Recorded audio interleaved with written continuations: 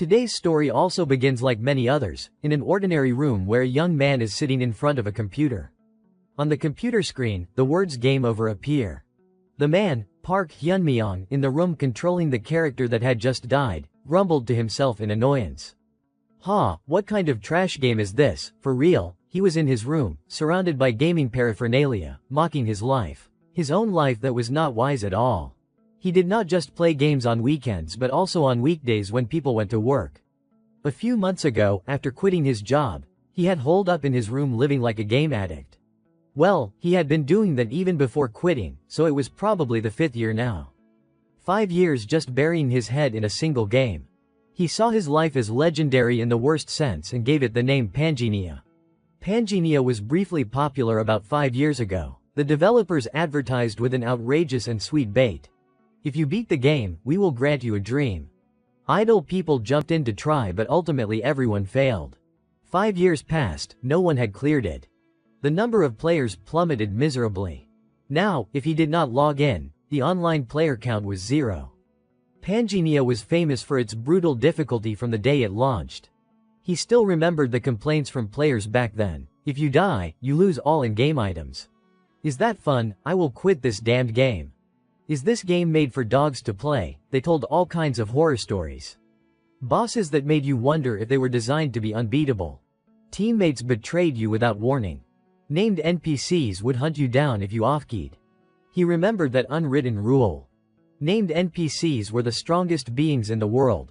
Players could not win against them. If they targeted you, it was as good as character deletion, but the worst of all was the death penalty. If your character died, everything disappeared instantly, meaning death was starting over from scratch. It was truly insane. Because of that insurmountable difficulty, the game's brief fame fizzled out to this extent. Could it be that someone was intentionally preventing players from clearing? His character possessed 8 of the 15 known unique items, now all gone. Were his 5 years disappearing like this? Just as he was sinking into despair, a system notification rang out, pulling him back. Your character data has been deleted due to the death penalty. You have received 1 million soul points. Soul points received when a character dies. Soul points. Are items, everyone. He was stunned. 1.6 million items, unique items sure gave a lot of points. He realized the hundreds of characters deleted so far combined had not even reached 80. You receive items corresponding to the value of the dead character. Items could be invested when creating a new character. The key was, the more items you invested in a single talent, the easier the growth path. There was once an addict who poured 10 into a swordsmanship talent and died with the title, Grand Sword Master. The investment limit for each talent was 10, and now he received 1.6 million items, practically enough to pour into everything. Normally he would choose the magic talent for stable running, but this time he clicked random. After all, he would never clear it anyway. This would be the first and last time playing to his heart's content, then deleting it forever. A memory suddenly surfaced from 3 months ago. He was talking to his girlfriend, her face sad and pitying. I am sorry. Hyunmyeong. He was puzzled. What are you talking about? She continued. You are a good person, but I can't date someone with no future forever. I am at the age where I need to think about marriage. She said all her friends were dating or marrying guys working at big companies. Reputable names. But you. She blurted out and then stopped. That is enough, I am leaving. I hope you live well. Then she turned and walked away. He had loved his girlfriend for 5 years and got dumped brutally. After she left, he quit his lousy job in a fit of rage and locked himself in his room, becoming a game addict. He shook his head and cursed himself. That is enough misery, Park Hyunmyeong. He looked at the random button on the screen. Let us click it. After he clicked the button consuming 100 items, using items to rearrange stats, lines of text appeared continuously. Points being deducted steadily. A flash of light erupted on the screen. What is this? A hidden fragment has been activated. He was bewildered. Hidden fragment, then, a brand new notification he had never seen before appeared. Congratulations on fulfilling the bizarre condition and being invited to Pangenia. He was skeptical. Did Pangenia ever have this kind of notification? At that moment, a scream full of hatred and despair tore through his thoughts. May all the worlds you created burn to ashes, O cruel God. That scream was immediately followed by a cry of pain. What is this? He clutched his head in fear. There was a voice in his head. The screen blazed fiercely, accompanied by a rumbling sound, and a deep, mysterious voice echoed. O, being brighter than light, darker than shadow, swirling in creation and destruction. May you find happiness in Pangea. Around him was chaos, overlapping sounds impossible to distinguish. Then a rough, violent voice cut through. You useless slave, get up now. The main character, in a strange body, let out a groan of pain. Another voice threatened, fall again, and I will throw you to the Hydra Dragon to eat. He was dizzy, thinking, Hydra Dragon. Right, he found himself in the middle of a chaotic, hostile place, surrounded by soldiers. He stammered, what kind of messed up situation is this? He looked up and saw a terrifying, gigantic monster in the distance. The man who had just threatened with a whip shouted loudly, what nonsense are you doing? Get back in formation if you do not want to die, do it now. Hyunmyeong groaned in pain, feeling his body stiff, creaking as he moved. He glanced around and after a moment blended into the group of captives. He looked around and thought to himself, that is indeed the Hydra Dragon he knew from Pangea. A chill ran down his spine as he confirmed the ground shaking violently with its heavy footsteps. This place felt familiar. A thought struck him directly. He instinctively opened the status window. Could it be that he was really? The window appeared with stats and a long list of talents. Attribute stats, Strength 12, Stamina 12, Agility 12, Intelligence 12, Mana 12. Below was a series of talents and active hidden traits. He even saw below, Supercontinent Dissolution 6.12%. As supercontinent dissolution progresses, the boundary between reality and Pangea weakens. If supercontinent dissolution exceeds 10%, the first crack will appear. His heart pounded. Am I really inside Pangea? Is this real? He noticed something odd about the stats. Wait, why is every stat 12? He knew the normal range. Stats from 1 to 10 were the normal range based on item investment. Why is it like this? Dense talents, stamina, physique, intelligence, senses, sword, shield, spear, blade, dagger, archery, light, darkness, fire, water, earth, wind, aura, art, knowledge, leadership, observation, 13 hidden traits. A desperate scream cut off his train of thought. What is happening? Someone yelled. They were soldiers of the Desert Queen. The battle began with a terrifying roar. The commander shouted, those dogs have broken the non-aggression pact and attacked. Prepare for battle. If you are careless, you will die. Hyunmyeong heard that. A face made a memory from the game tremble slightly. It is the Snake Princess. Then the system notification rang out again. Main quest has been generated. What? Main quest step 1, survive. Rewards will vary depending on the result. Failure is death. Both the in-game body and the body in reality will die. His head spun.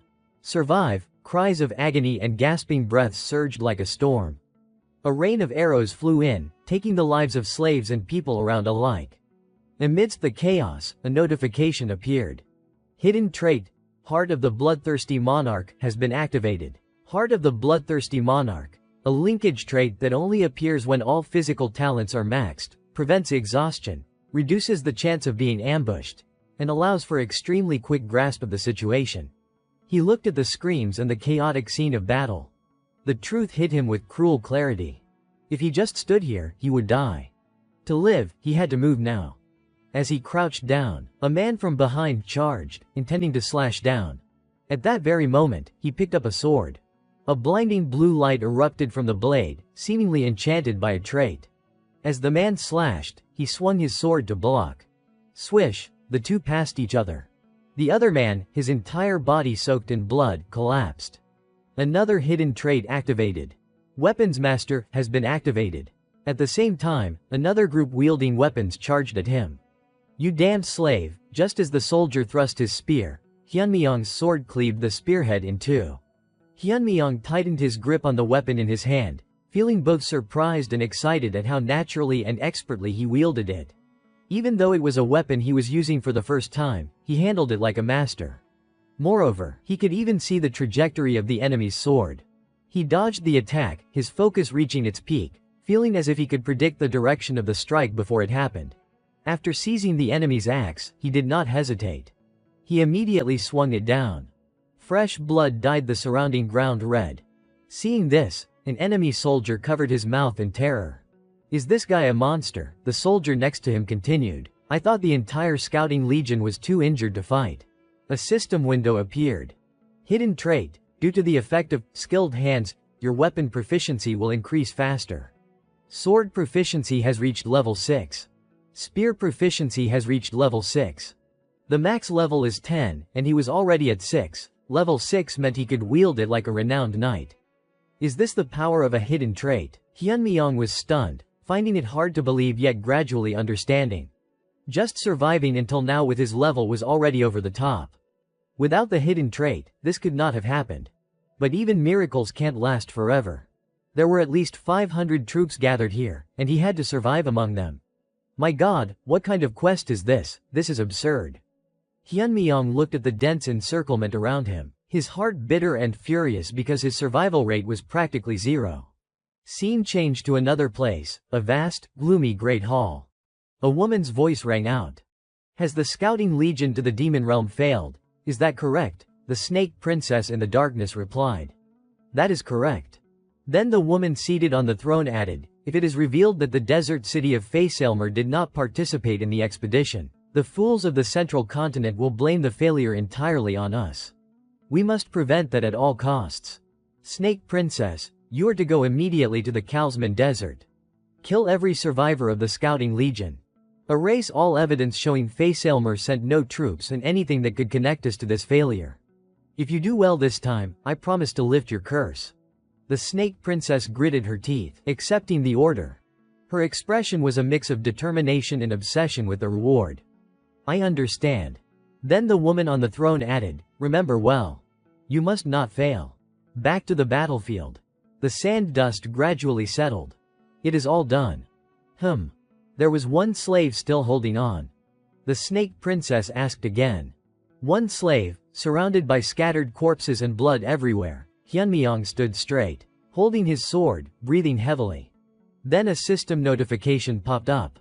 Your level has increased to level 2.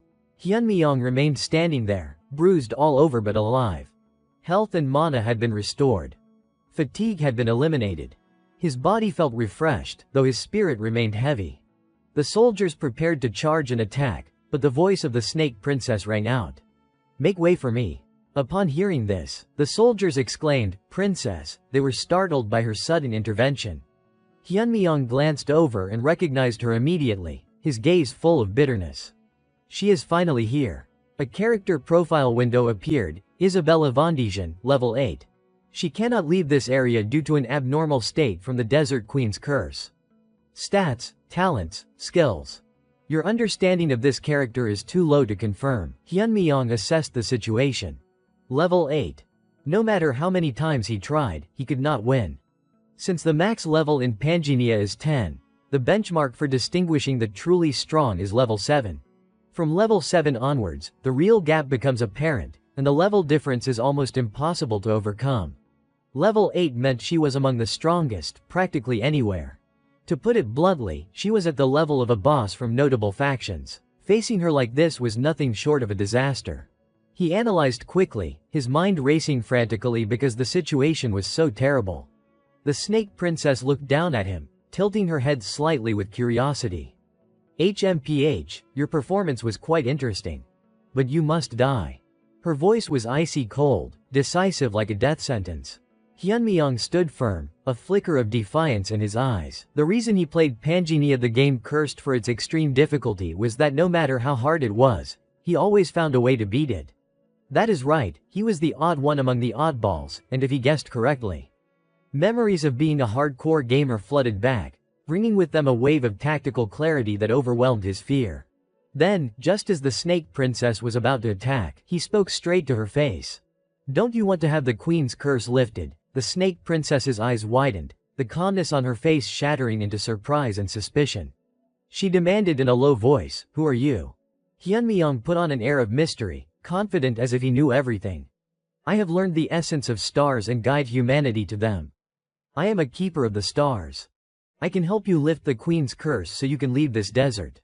He maintained a truly supernatural aura, a bold bluff. The snake princess stood frozen, taking a slight breath. Hyunmyeong thought to himself, Keeper of the Stars was a class of NPC that players only encountered after reaching the maximum level. This class was meant for NPCs, so of course he was not a real Keeper of the Stars. But to lift the curse state from the queen, she needed the blessing of the stars from a keeper. Stars, because to escape the curse, she was forced to listen. The reason she likely wanted out was simple.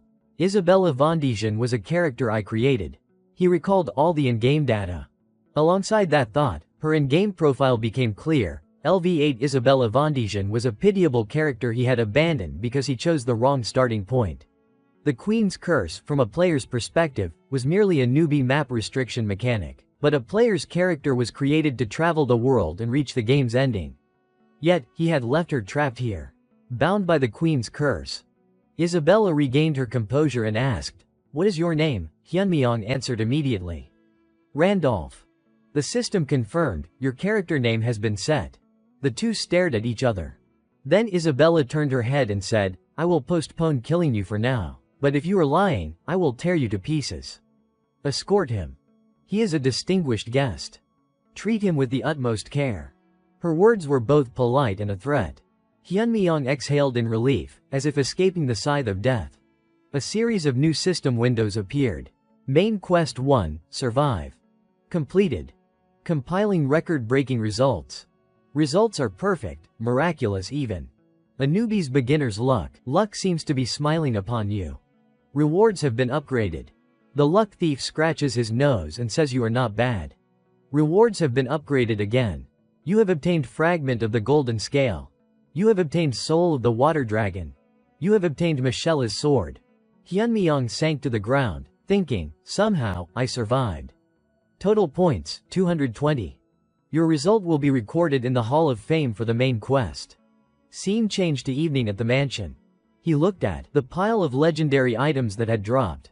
Soul of the Water Dragon can summon and control a water dragon. Strengthening may allow learning of hidden abilities via Michela's Sword. The giant knight who slew the first water dragon carried the water dragon's curse and Michela's soul. Stats when equipped, strength plus 20. If used by one who knows honor, activates Michela's power. If all three pieces of Michela's set are collected, can use Descendant of the Sky Dragon. The soul of the water dragon was famous for having dropped only once since the game's launch. Michela's sword was a must-have early game item. He had not expected to get both at the same time. He was incredibly excited. But what was the Fragment of the Golden Scale? He focused on the last item. Fragment of the Golden Scale allows synchronization between reality and Pangea to be toggled on, off. Can be used within 24 hours at the Golden Scale shop. Synchronization between reality and Pangea. He was speechless, not understanding this unheard-of function. Later, while bathing at the door, 3 attendants in revealing clothing entered and asked Hyunmyeong, "Shall we bathe you, sir?" He turned his head and answered immediately, "Just wash my feet." Then Hyunmyeong assessed the situation. "Ah, I see. They're Isabella's handmaidens. If I show a reaction, she will become suspicious because a Keeper of the Stars should not be swayed by desires." Calm, calm, calm. He tried to maintain a cold demeanor and immediately opened the system. On top was the server ranking list. And at the end, a line of text that surprised him appeared, until Pangea's collapse, 7.66%. As collapse approaches, the boundary between Pangea and reality shatters. When collapse exceeds 10%, the first crack will appear. Reading this line made him think in surprise, what the hell is this now, the boundary between Pangea and reality? He saw the rankings and a chilling collapse percentage. A more detailed Hall of Fame window appeared. You can leave your name in the hall according to points earned. Main Quest 1, Survival ranking has been updated. Rank 1, 220 points, Randolph. Rank 2, 195 points, Gracia. Rank 3, 187 points, Minty. Etc. Because you have entered the survival ranking, you have unlocked the logout function. Be careful, as your character will be in a vulnerable state while you are logged out. He froze, his eyes wide with disbelief. Gracia. And the others I used to play with. I thought they quit the game because they suddenly disappeared. So they were also summoned into this world like me. He realized he was not the only one trapped here. And more importantly, The logout function. He could leave here. He could escape this damn game. Hope surged violently within him. Wanting to be alone, he quickly said to the handmaidens, "Stop. Everyone, out. Now. Is it time for you to commune with the stars?" one handmaiden asked, bewildered.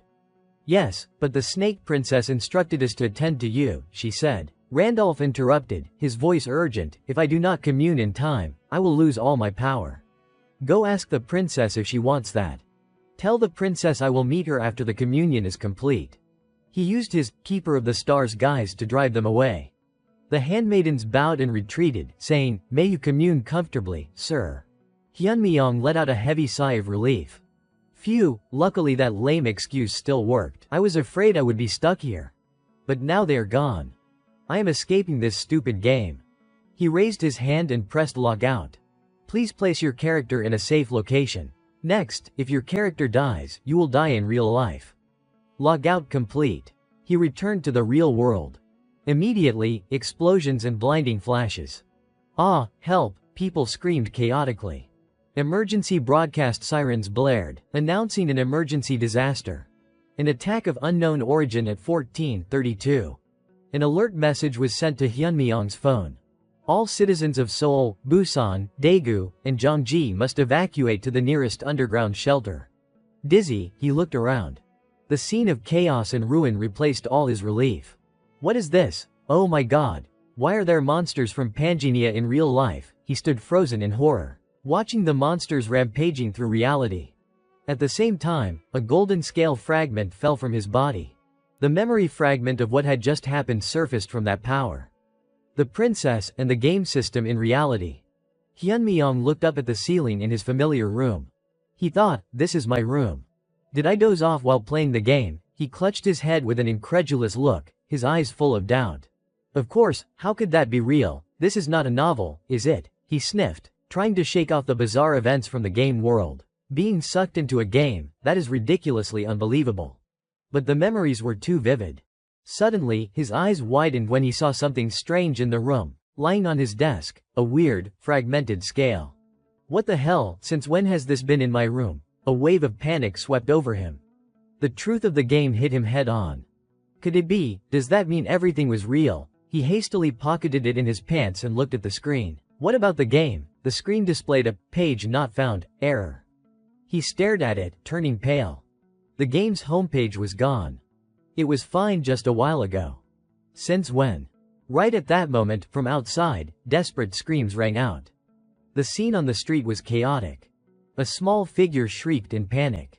"Help me, a monster," running and screaming, "Run away." The sound of gunfire echoed in the air as police struggled with the monster. Emergency, emergency, unidentified monsters have appeared in multiple locations. Requesting backup. Emergency alerts flashed across the sky, reporting attacks in major cities, Seoul, Busan, Daegu, Gyeonggi, and nationwide. Please evacuate to the nearest underground shelter. Hyunmyeong watched the chaos, completely bewildered and horrified. Why? What is this? How are Pangea monsters here in real life? Don't tell me the boundary between reality and Pangea. He remembered the system from earlier displaying like a countdown, until Pangea's collapse, 7.66%. As collapse progresses, the boundary between reality and Pangea will disintegrate. When collapse exceeds 10%, the first crack will appear. He looked around. What should I do? If game monsters are roaming real life, then maybe I can use game items out here too. He tried to summon an item. A sword flashed into existence and a swirling light like a soul. Michelle's sword. Soul of the water dragon. Damn it, how do I use it? In the game, it is just a double click. Then he looked back at the system. Fragment of the broken golden law. Fragment of the broken golden law allows synchronization between reality and Pangea to be toggled on, off. Remaining usable time at the golden law store, 24 hours. He clenched his fist, recognizing his own limitations. His real-world self could not do anything against those monsters. With a determined groan. He activated the fragment. A blinding light swallowed him, and a system notification confirmed, synchronization complete. Remaining time for fragment of the broken golden law, 24 hours. Scene changed to a tense moment for a family. A mother held her young daughter. The little girl asked, confused, "Mom, where's Dad? Why has not he come?" The mother tried to stay calm. "Dad will be here soon. Yunji, I must." But a loud noise interrupted. She froze in horror. In front of them, collapsing rubble was closing in. The mother screamed. Then, only the stunned child was left outside, watching her mother buried under the debris, crying out, "Mom." The mother, her body bloodied, still tried to comfort her. "Yunji, Mom's okay. I am fine. Run, quickly." At the same time, a kind stranger rushed over. "Are you all right?" The injured mother managed to reply, "I am fine. Please, take the child. Help her." Yunji wailed, "Mom." The woman hugged the child and said, "I am sorry, sweetie. I promise I will help you." From behind, a monster's shadow drew near. She turned to look. As the monster prepared to strike, she closed her eyes in despair. "Am I going to die like this?" Just as death was imminent, a sharp, cold slicing sound rang out. The monster's entire body was cleanly severed in two. Hyunmyong's sharp, murderous gaze appeared. He unleashed dozens more slashes, completely finishing off the monster. The woman opened her eyes, dazed, thinking, "I am alive." She looked at Hyunmyong's back and wondered, who is this man? Hyunmyong, having synchronized his power, had rushed out to slay the monster. Right then, from behind, another shadow lunged. A monster appeared behind him. She panicked and shouted a warning. "Watch your back." Hyunmyong did not flinch. Just as it approached, a dragon from the game appeared and bit the monster to death. Dragons appeared as if they were his pets. The woman holding the little girl exclaimed in shock. He climbed onto the dragon's head but did not forget to tell her, "Stay put." The scene was both majestic and horrifying. Witnessing this, she was completely overwhelmed, her mind reeling. "Am I dreaming?" She looked up at her savior, trembling, and asked in astonishment, "Who is that man?" Global disaster. Monsters appeared simultaneously, not just in Korea but all over the world. The moment they arrived, they slaughtered people and destroyed civilization. But it was not just monsters that appeared. There were also warriors who could slice through bulletproof monsters like cutting radishes. A burly man holding a shield shouted loudly at the panicking crowd. "Listen to me, don't worry, everyone, I will protect your safety. The monster era has arrived. The world is changing dizzyingly fast. We must all unite." A man looked at those people with contempt. "Idiots. They are wasting the fragments of the broken golden law." This player was Slaughter. Reality and Pangenia were undergoing a comprehensive invasion. Eventually, Pangenia and reality might merge into one. In the coming era of chaos, everyone was each other's opponent. Whoever possessed more fragments of the broken golden law would have more power and become the main character of this era. Furthermore, the Hall of Fame ranking, which had been silent for 2 years, had just been updated. The list appeared. Main Quest 1, Survive. Ranking updated. The man looked at the unbelievable number, the insane score of 220 points. Who is this top ranker, Randolph? Is this guy a phantom, a ghost? Since no one knows his name, that is what people call him. The first person to organize a large NPC expedition called the Great Demon Realm Expedition nearly cleared the game. Memories of the expedition's tragic end resurfaced.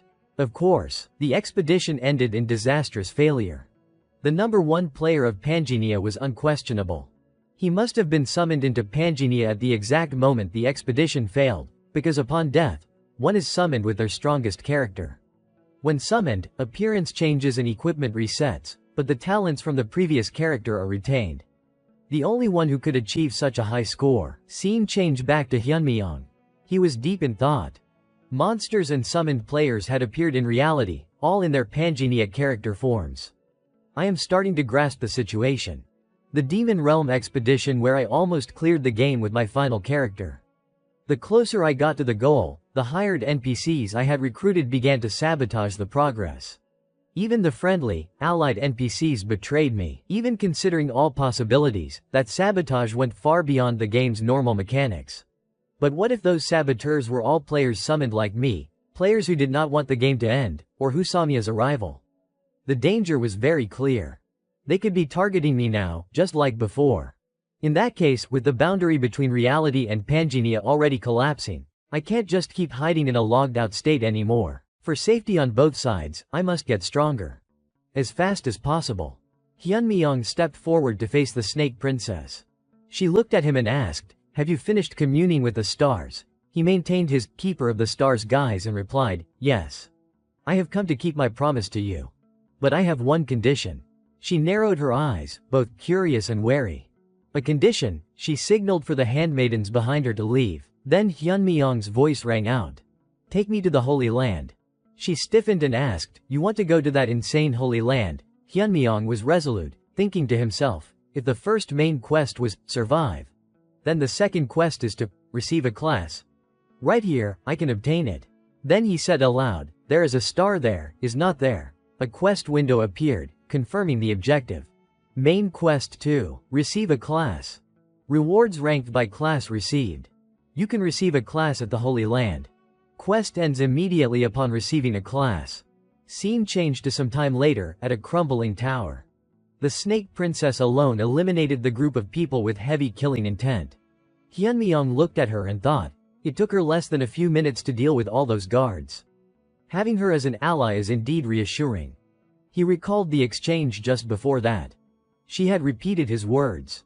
"A star, huh?" Hyunmyeong had narrowed his eyes with certainty and explained, "Yes. Even though it has been hidden very well." Hyunmyeong sank into thought. "The fourth star, which I accidentally found when raising my previous character. I am probably the only player who knows its exact location." Then he had played his trump card, striking directly at her deepest desire. Only by obtaining a star can the curse be broken by the protection of the stars. Scene change back to the present. Hyunmyeong looked down and smiled self-mockingly, feeling he was risking his life. If I had failed to convince her back then, that head rolling on the ground would have been mine. He turned his head and said to her, "We are here." This was the Holy Domain. A system window flashed. Side quest, explore the Holy Domain. Rewards received according to exploration percentage. Warning, recommended level for exploring the Holy Domain not met level 8. This place is full of poison and demonic energy. If your magic power is insufficient, do not enter. Hyunmyeong muttered to himself. Originally a place where a level 2 newbie was not allowed to enter. It is protected by an ancient dragon. If not for my hidden traits, I would not even be able to step in here. He reminded himself of his ultimate goal. With the snake princess as she is now, if we complete exploring the Holy Domain as a side quest, the rewards will be huge. But right now, it is not about side quests. Main quest 2, receive a class at the Holy Domain. This quest ends the moment a class is obtained. Rewards vary depending on the tier of the class received. Then he told himself, I will be able to receive that class. At the cliff's edge, she looked down, probing her surroundings with a suspicious gaze, then flashed a bright smile, turned to leave and said, "Seems we took the wrong path. Even adults make mistakes sometimes, right?" He stopped her and asked, "Where are you going?" She replied, "The bridge ahead is a trap. If you do not know and just cross it, it is designed so the downward wind current sweeps you off to fall." Such a simple trap. Did you think I would not notice? Hyunmyeong cut her off teasingly.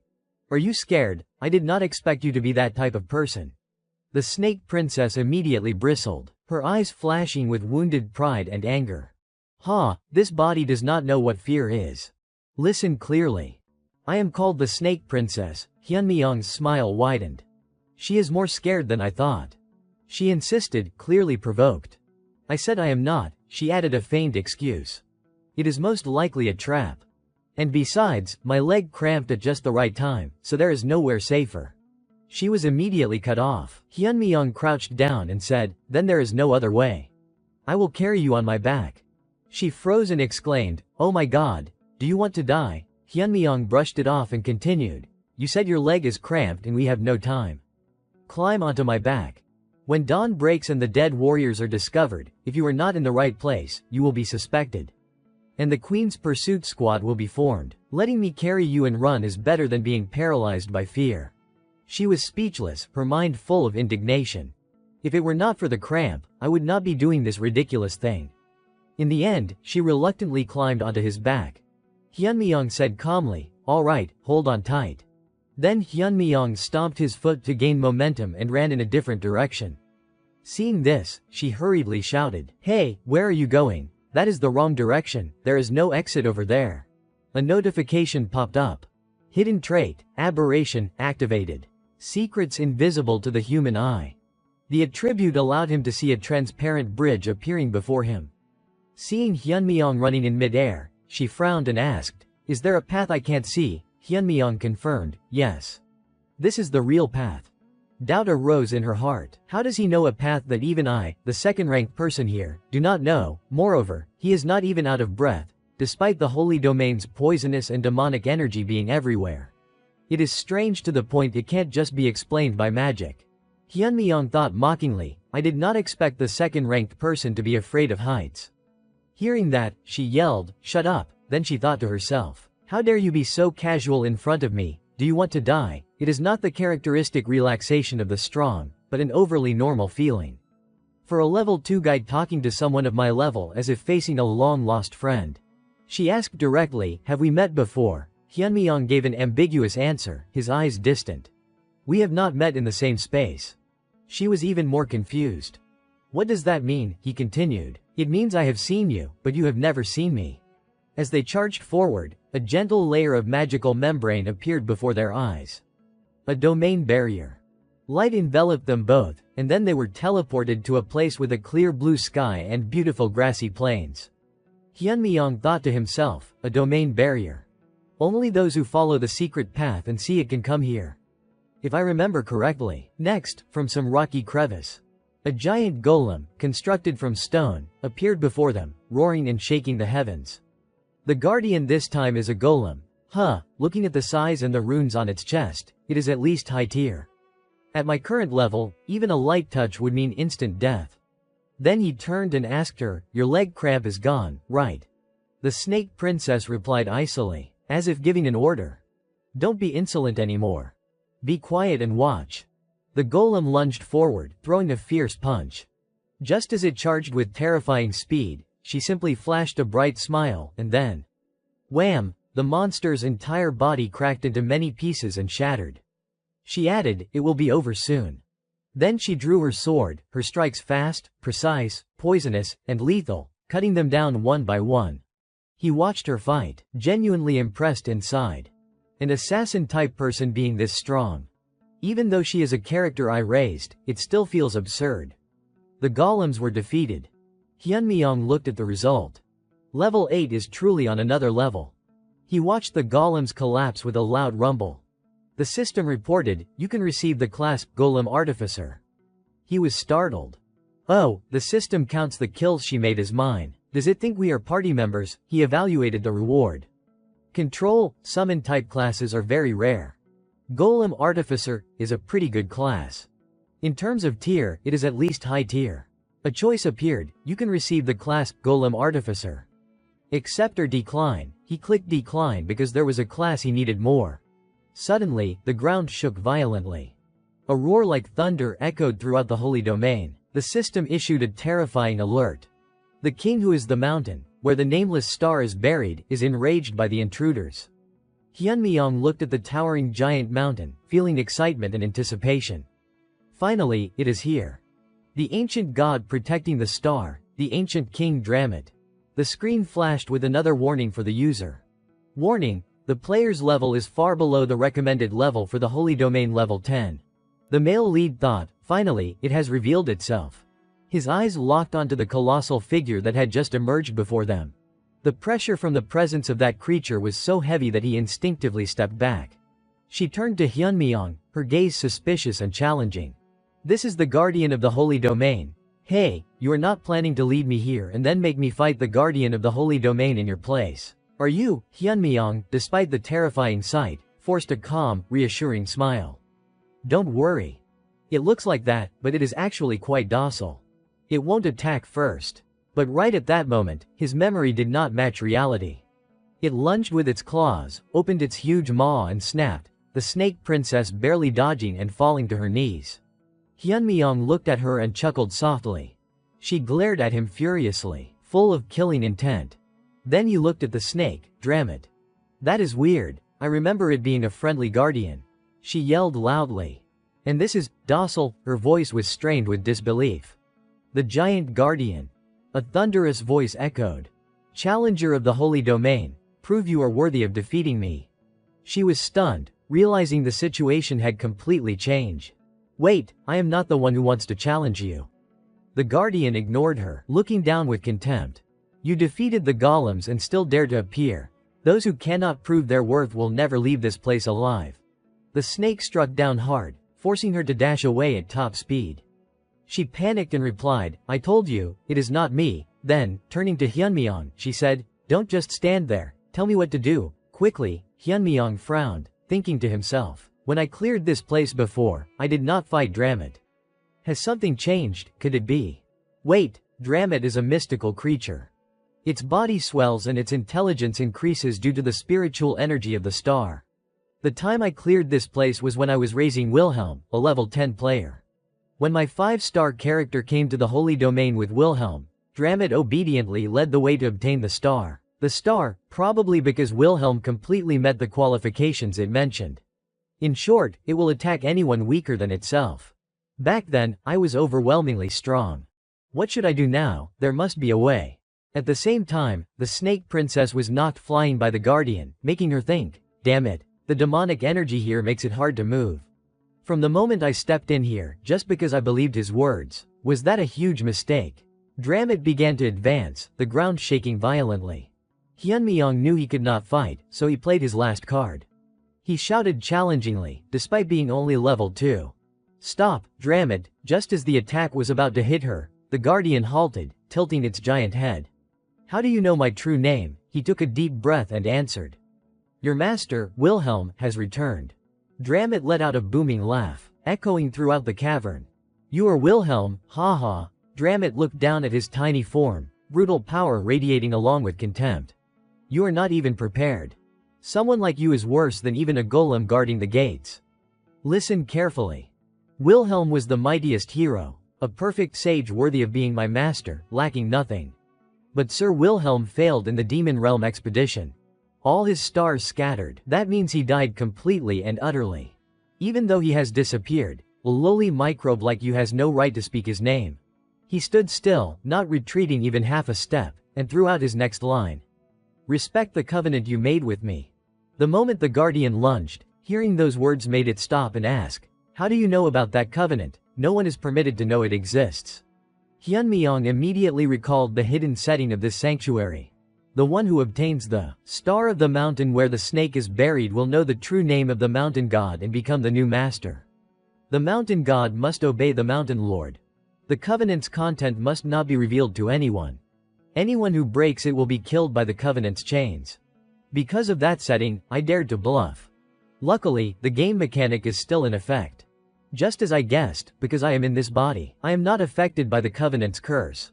The snake asked further, just who are you? He looked up, confidence returning.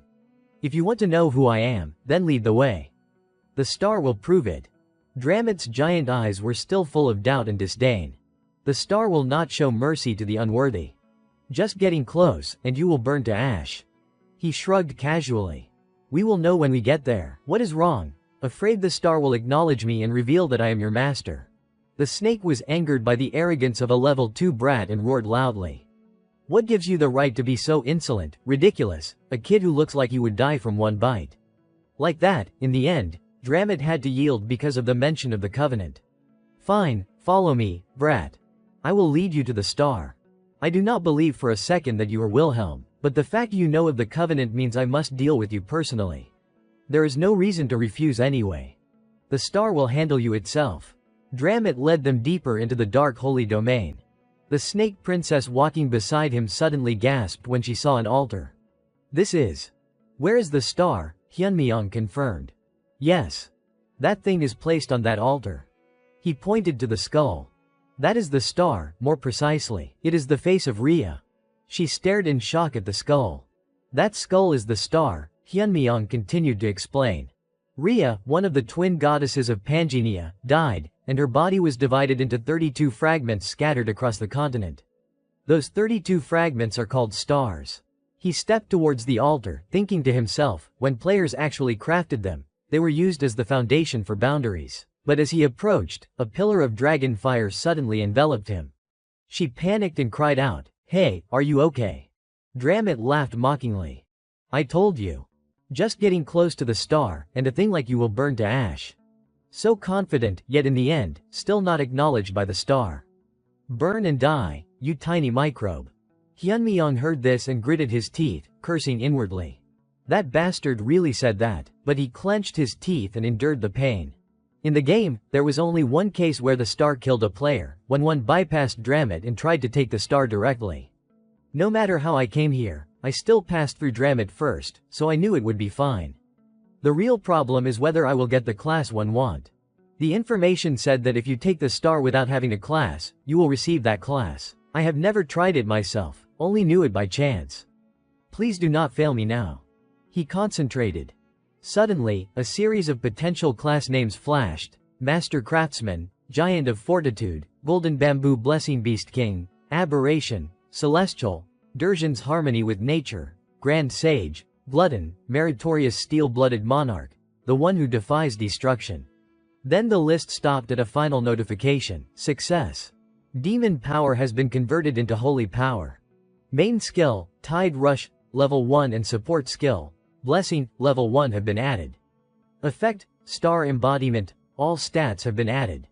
The inheritor will receive greater power depending on the type and number of stars possessed. Even in a transcendent state, the oppressive effect did not disappear. His entire body shone. She stared wide-eyed in astonishment. He absorbed the star. Hyunmyeong, now filled with power, turned to her. His voice was calm yet commanding. When the curse is lifted, what do you wish to do? She was silent for a beat, then answered, her voice subdued yet clear. To leave the desert. I want to return to my bloodline. The Durjan clan. He nodded. The aura of one in authority gradually stabilized. I will bestow a blessing upon you so you may leave the desert. But there is one condition. Hearing this, she grew wary. A condition? He looked straight at her and made his demand. Serve me for 1 year. After that, I will grant you freedom and help you find your bloodline. Hearing this, she paused for a moment. Ah! Remembering the majesty of the queen. Hyunmyeong placed a hand on her shoulder and replied, I am not the queen. I do not lie. She thought for a very long time, then bowed her head in acceptance. I will follow you, my lord. Hyunmyeong replied, a wise choice. And Dramit, the master of the star is also your master, correct? Dramit, filled with authority yet forced to submit, lowered its head. Yes. He narrowed his eyes and smiled coldly, giving an order. Then bow lower, kid. A final system window summarized the achievement. Main Quest 2, receive a class. Calculating results. Unprecedented results. Results that would make anyone tremble. Total points, 230. Has been updated in the Main Quest Hall of Fame. Newbie's Luck. The lucky constellation is smiling more brightly upon you. Rewards have been upgraded further. The adventurous constellation praises your daring.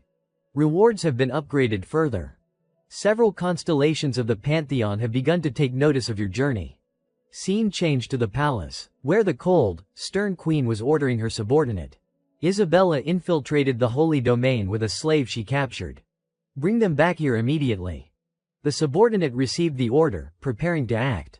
Scene change to the real world. A group of people are discussing a mysterious player. Could it really be the Phantom? A second person, more confident, asserts firmly that it must be him. Even ignoring the main quest line 1, achieving a higher class acquisition score than Gracia is impossible. Unless that person knows the game inside out. Phantom, the ultimate veteran, has finally appeared. This is going to cause a huge uproar. Red Shirt wonders, can we contact him before the others? The woman replies, how? We have been searching for years without success. Red Shirt suddenly realizes that is because before, Phantom was a virtual player. Now he is a real player. There must be a way. Blue Shirt proposes a fishing plan. How about trying to bait him, since the secret auction house has opened as part of the main quest line 2 rewards? Phantom will definitely use it, right? The woman ponders. He will need tons of items if he wants to top main quest line 3. Fishing can be done at the secret auction. You put up a high-end item for a dirt cheap price. Then, use the twin ability of a certain type of charm to attach a tracking ability onto the buyer. The consequence for the inexperienced. Newbies who do not know this trick often buy cheap stuff, then get tracked, robbed, or killed. Red Shirt worries, but would someone like Phantom fall for it? If he really is Phantom, he knows every charm in the game. The woman counters with a determined expression. Actually, he might fall for it. He failed, but he still dared to initiate the great expedition. That level of decisiveness is completely abnormal. If he sees a good deal on the auction, he might just buy it. If you want to challenge him, by all means, you must meet him at any cost. Even if you get the wrong person, invite him into our guild. Whoever he is, he will join my guild. It has to be me, not one of those other crazy guilds. I wonder what he is like in real life, a CEO, a chaebol heir. A voice rings out from a phone. Hello, if you are in danger, please scream. In a quiet alley, a system window notifies. The rankings have changed. You have fallen off the class acquisition ranking. The Hall of Fame has been updated. Main Quest Line 2, Class Acquisition Ranking. Player Slaughter's rights for Main Quest Line 2 have been revoked.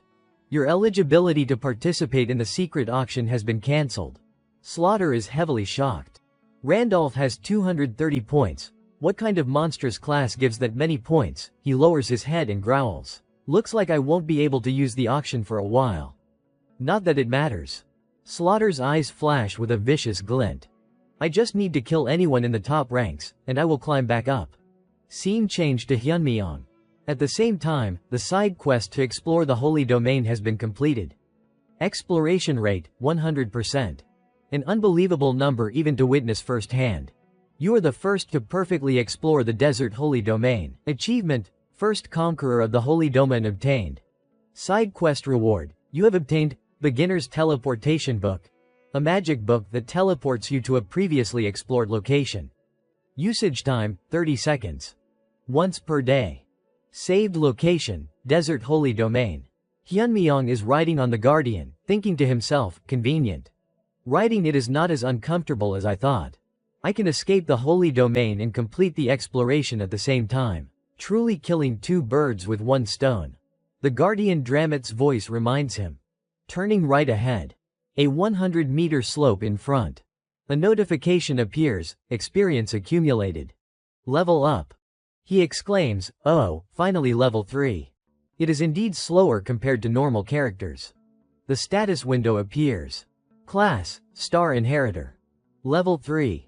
Strength 36 plus 5, Stamina 36 plus 5, Agility 36 plus 5, Intelligence 36 plus 5, Stellar Energy 36 plus 5. He sighs, looking at the short stat list. The more stats, the more experience needed. My required experience is probably 10 times the norm, but in return, the stat gains are higher, so I can't complain. He shifts his attention to the newly received item. 2 extremely rare items for his current level. One of them is Cloak of Shadows. Activating it turns the wearer invisible. Basically a free stealth skill, not bad. Suddenly, Dramat speaks up. Master, intruders detected within the Holy Domain. Hyunmyeong is surprised. What? The Snake Princess turns to him and adds, probably the Queen's pursuit squad. Hearing this, he replies, well, we have been in the Holy Domain for quite a while. She adds immediately, what will we do? The Queen won't come personally, but the pursuit squad has very large numbers. Even with the Guardian, I fear we can't handle them all. Hyunmyeong calmly replies, Dramat is the warden. Why should we fight? Hearing this, she understands and slaps her hand in surprise. Moments later, Hyunmyeong picks her up and runs, saying, Dramat, I am counting on you. Get to work. The snake hearing this breaks out in a cold sweat. A moment later, from inside, panicked shouts are heard. Monster, a giant sea snake appears in the Holy Domain. Exiting through the gate, she asks, it is probably okay that only we left, right? Hyunmyeong replies immediately, didn't you say the Queen is not coming, then it will be fine. There is no way the entire pursuit squad arrived in time. This is likely just the vanguard. If we get held up until the main force arrives and surrounds the Holy Domain, we won't be able to escape. Their target is us, so it is best to withdraw early. She looks at him and adds, so, you are not abandoning Dramat because he is useless. He explains, you almost misunderstood. Guardians cannot leave the Holy Domain, so only we can run. Then he thinks to himself, to escape from here, we need to use the teleportation gate at the desert's edge.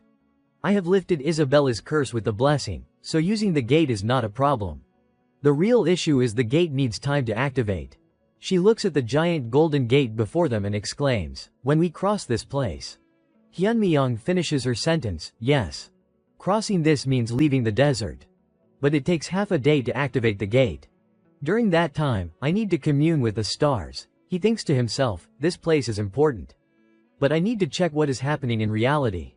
I can't stay logged in forever. Then he asks her sincerely, "Can I trust you?" Hearing this, she draws her sword and turns to guard Hyunmyeong. "I will protect you, my lord." Logout process initiated. Please ensure your character is in a safe location. Tip displayed on screen. Be cautious when shopping at the secret auction. Logout complete. Returning to real body. Hyunmyeong reflects, still not used to the feeling of returning from Randolph's body to this flesh. Well, no news alerts or disaster warnings. Seems monsters have not appeared. Reality and Pangea are merging bit by bit, that is for certain. But there is still so much I do not know. As the collapse percentage increases, the boundary between the two worlds weakens. Exceeding 10% means the starting point, the first crack will appear, and monsters will soon flood in. The players existing in reality are also a concern. I need to return to reality periodically to gather information. His train of thought is cut off by a message from his ex-girlfriend. "How have you been lately?" Hyunmyeong looks at his phone in surprise, unconsciously uttering a name. Kim Seo-yeon. Scene change to another location. She is on the phone, her face annoyed as she listens to the other side. "Don't push your luck. I already bought you clothes and food." "What is your problem, huh?" she yells back. "Didn't you flirt with me and say you were rich? Now you are being stingy." "What did I say wrong?" She hangs up, muttering curses at her new boyfriend and comparing him to Hyunmyeong. That guy was poor but obedient. Seeing him approach, Seo-yeon's attitude does a 180. She smiles and replies, "You came early. Sit down. Long time no see. Your aura is completely different. You seem more mature." Hyunmyeong is cold. "Why did you call me so urgently?" Then he sits down and adds, "If you have something to say, say it. I have to leave soon."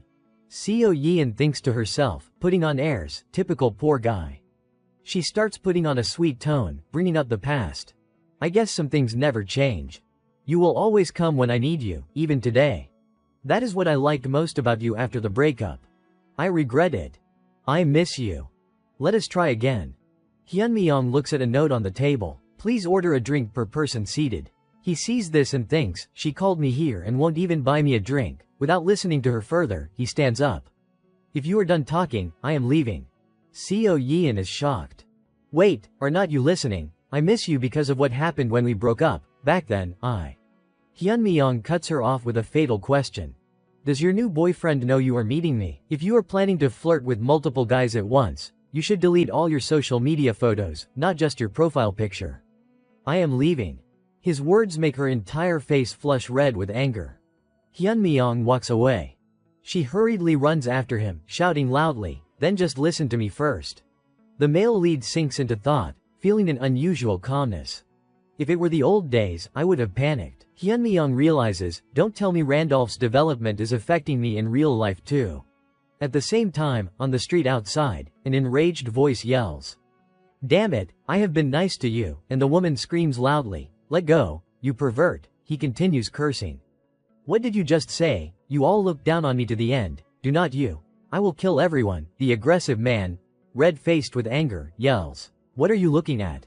Just as he raises a box cutter to slash down, Hyunmyeong steps in and grabs his arm.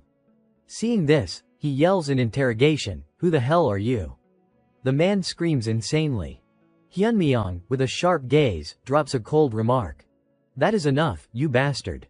Hyunmyeong's new strength feels surprisingly heavy. With just one grip, he makes the man's arm tremble. The man harassing the woman screamed in surprise and pain.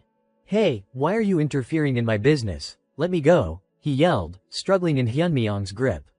He pleaded desperately, "Wait, I think my wrist is about to break." Hyunmyeong felt a strange surge of power welling up. Even without using the fragment of the golden scale, he felt he had more than enough strength to snap this guy's wrist right now. That was not an illusion. His real body had definitely changed. He flung the man aside as lightly as a feather, then said to the woman, "Are you all right?" A relieved voice spoke up, directed at Hyunmyeong. "Thank you. Thanks to you, I am saved. I do not know how to thank you enough. Hyunmyeong looked at the woman he had just saved, raising an eyebrow. She looked back at him and asked, why are you looking at me like that?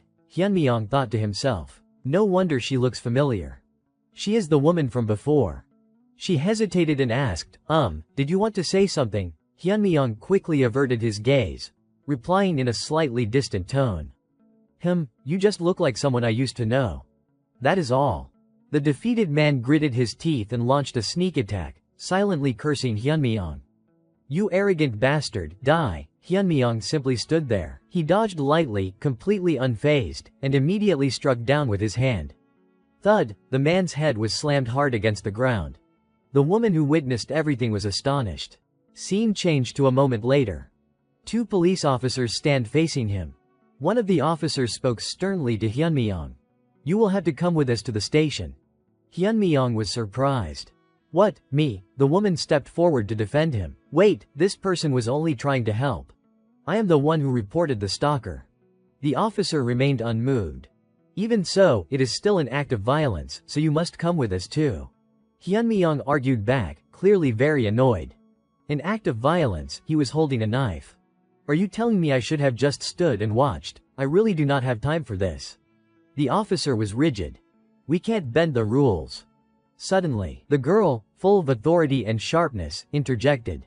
If he goes as a witness and gets dragged into any trouble, will you take responsibility? The officer looked up, startled. She introduced herself. I am Kim Hana, a reporter for the specialized broadcasting channel. The other officer muttered in surprise, that is a major network. Kim Hana continued, her gaze firm. Instead of harassing an innocent person, you should be taking the statement of the actual victim. Unless you want this incident to make the headlines. A small crowd had gathered. Someone recognized the female reporter. Isn't that her, the one who saved a child from a monster on YouTube? Another confirmed, right, I think she was on TV too. Her name is Kim Hana. That is definitely her. The first officer sighed again. Alright, then you come with us to file the complaint. Kim Hana cooperated to leave, then turned and said to Hyunmyeong, thank you for today. Really? Hyunmyeong replied with a slight smile. No problem. Kim Hana handed him a business card. This is my card. I am a reporter specializing in dimensional warriors. Hyunmyeong asked, confused, dimensional warriors, she cheerfully explained, oh, you know. Those who appeared on the day of the monster invasion. They defeated monsters, so people call them dimensional warriors. She looked at him incredulously. Don't you follow social issues? Hyunmyeong pondered her words. Dimensional warriors. Does she mean the players? It is surprising. Almost no one directly mentions the name Pangea. Probably an interdimensional attack sounds more believable than a video game becoming reality. Kim Hana continued with a charming smile. Also, if you do not mind, could I have your business card? Suddenly, his ex-girlfriend's voice rang out from a distance, full of fake concern. Are you okay? Are you hurt anywhere? She rushed in to hug Hyunmyeong with pretense. Hyunmyeong's reaction was very decisive. He absolutely did not treat her as air and said to Kim Hana, but I do not have a business card. Kim Hana looked a little disappointed, but then her face brightened up again. Oh, then can you give me your phone number? Hyunmyeong agreed. Ah, sure. Hand me your phone. Kim Hana entered the contact information while saying, that is a nice name. After saving the number, she prepared to leave, saying, text me tomorrow. Let us go for coffee or dinner. My treat. Hyunmyeong smiled faintly and replied, I won't refuse. She called out as she walked away, see you later. The ex-girlfriend glared at the departing reporter, thinking furiously, how could you do this to me? You are just a nobody. At that moment, Kim Hana was walking but focused on her phone. Hello, the voice on the other end replied. Oh, our network's supreme power Kim, having a good weekend? Kim Hana's voice sounded tired. It is Kim Hana. Please do not call me that. Then the voice on the other end switched to work matters. Anyway, the deputy director is on a business trip and left a task for you. She asked over the phone. What task? The voice on the phone answered. Interview Gracia. Kim Hana was stunned. Gracia, the one considered America's savior hero, why assign me someone of that caliber? The voice on the phone explained with a bit of amusement. Don't know. That omnipotent superhero said she wants to meet you, and they want to come to Korea. The scene changes to a vast rocky desert area, where the snake princess is holding the line, protecting Hyunmyeong while he is logged out. The ground is littered with scattered corpses. Facing her, a hooded man shouts loudly, "Snake princess, the queen orders you to return. Hand over the slave behind you, and we will pretend nothing happened." As soon as he finishes speaking, the whole group charges to attack. Kill that traitorous wench. At that moment, system light emits. A system notification appears. Teleportation has been activated. Teleportation from the starting point is free. A gate glows and swirls. A voice rings out. There is no time left. Hyunmyeong calls her name, offering encouragement. You held out very well. Isabella the snake princess looks at him and asks, have you finished communing with the stars, my lord? With a small, understanding smile, the queen's soldiers yell in rage. Don't just stand there, the instant betrayal occurs. From Hyunmyeong's hand, dazzling golden light erupts. A massive energy accompanies a voice full of conviction. You kept your promise to protect me, so I must keep my promise to you. Another system notification appears. You have used the exclusive skill of the Star Inheritor, Star Spear Level 1. All stellar energy has been consumed. Duration, 41 seconds. He unleashes the power. The people facing him scream in terror and pain. Hyunmyeong looks at the destruction before him with a serious expression. This is the moment of liberation. Rejoice. The snake princess watches in astonishment, exclaiming, is this the power of a starbearer? Hyunmyeong looks at her and calls out. Isabella, it is not too late. If you wish to return, I will not stop you. She looks at him with loyalty and determination. No. I will stay by your side. A huge wave of magical energy sweeps over them. A system notification confirms the change. The restriction curse placed on Isabella has been nullified by the blessing of the stars. Connection established. There are 12 teleportation cities accessible from the Kalsman Desert. Destination selected. Central Continent Arcana. Beginning teleportation. Both are enveloped in light as the teleportation completes. Now, they are standing in a dazzling, opulent city, their eyes wide with amazement. A line introducing the city appears. Welcome to the Golden City of Arcana. Accompanied by a concerning warning, Arcana is a city where materialism has reached its peak. If you do not possess wealth equivalent to a high-ranking noble, avoid entering the deeper districts. The city is bustling with white marble buildings and crowded with people coming and going. Isabella looks around, overwhelmed. This city is unbelievably luxurious. Hyunmyeong confirms her impression. This is the Golden City. Here, everything can be solved with gold. First, we need to make money. Isabella declares triumphantly, if it is gold, do not worry. I brought 3 gold coins with me. Hyunmyeong looks at the gold coins in her hand with a face full of doubt, then sighs. That is great, it is enough for one night. Isabella is horrified. What, that can't be. In the desert, 300 gold can buy 10 slaves, that is 10 times the price of a priest. Hyunmyeong explains the economic disparity. Prices here are different from the desert. Isabella asks worriedly, so what do we do now? Hyunmyeong, with calm and confidence, points to a white marble building with LED lights, answering with a gallant smile. Why are you so worried? Money is scattered all over the place there. She asks, completely confused. What? Money is scattered. He stands outside the casino, looking extremely confident. Don't worry. I am quite lucky. A system notification appears, confirming his words. Hidden attribute, Gold's Blessing, has been activated. As is known, the Golden City of Arcana also has another name, the City of Depravity. In a world where each major city is its own kingdom, this place, the City of Depravity, has only one law. Here, only money decides everything, which is given particular attention. And the place where all the money of this luxurious city is concentrated is the Hudson Casino. Right at the entrance, a security guard blocked their way. I am sorry, sir, he skillfully refused. Guests without a deposit of 10,000 gold are not allowed to enter. Isabella could not believe her ears. 10,000 gold, she hurriedly whispered to Hyunmyeong. Why did not you say anything about the deposit? After bathing and buying clothes, I only have 100 gold left. Hyunmyeong lowered his voice. Anyway, the money I have is not enough, and clothes are necessary. The guard glanced at them, understanding the situation. If you do not have a deposit, please step aside. People around them started cursing. If you do not have money, get out of the way, can't you see everyone is in line, you beggars, just wasting time. The guard lost patience. Sir, you are disturbing others. Hyunmyeong replied leisurely, I do not have a deposit, but instead, I will use this as collateral. He paused, seeming to assess. This should be enough. In Hyunmyeong's hand was none other than the tear of the Fairy Queen. An immortal jewel crystallized from the Fairy Queen's first tier.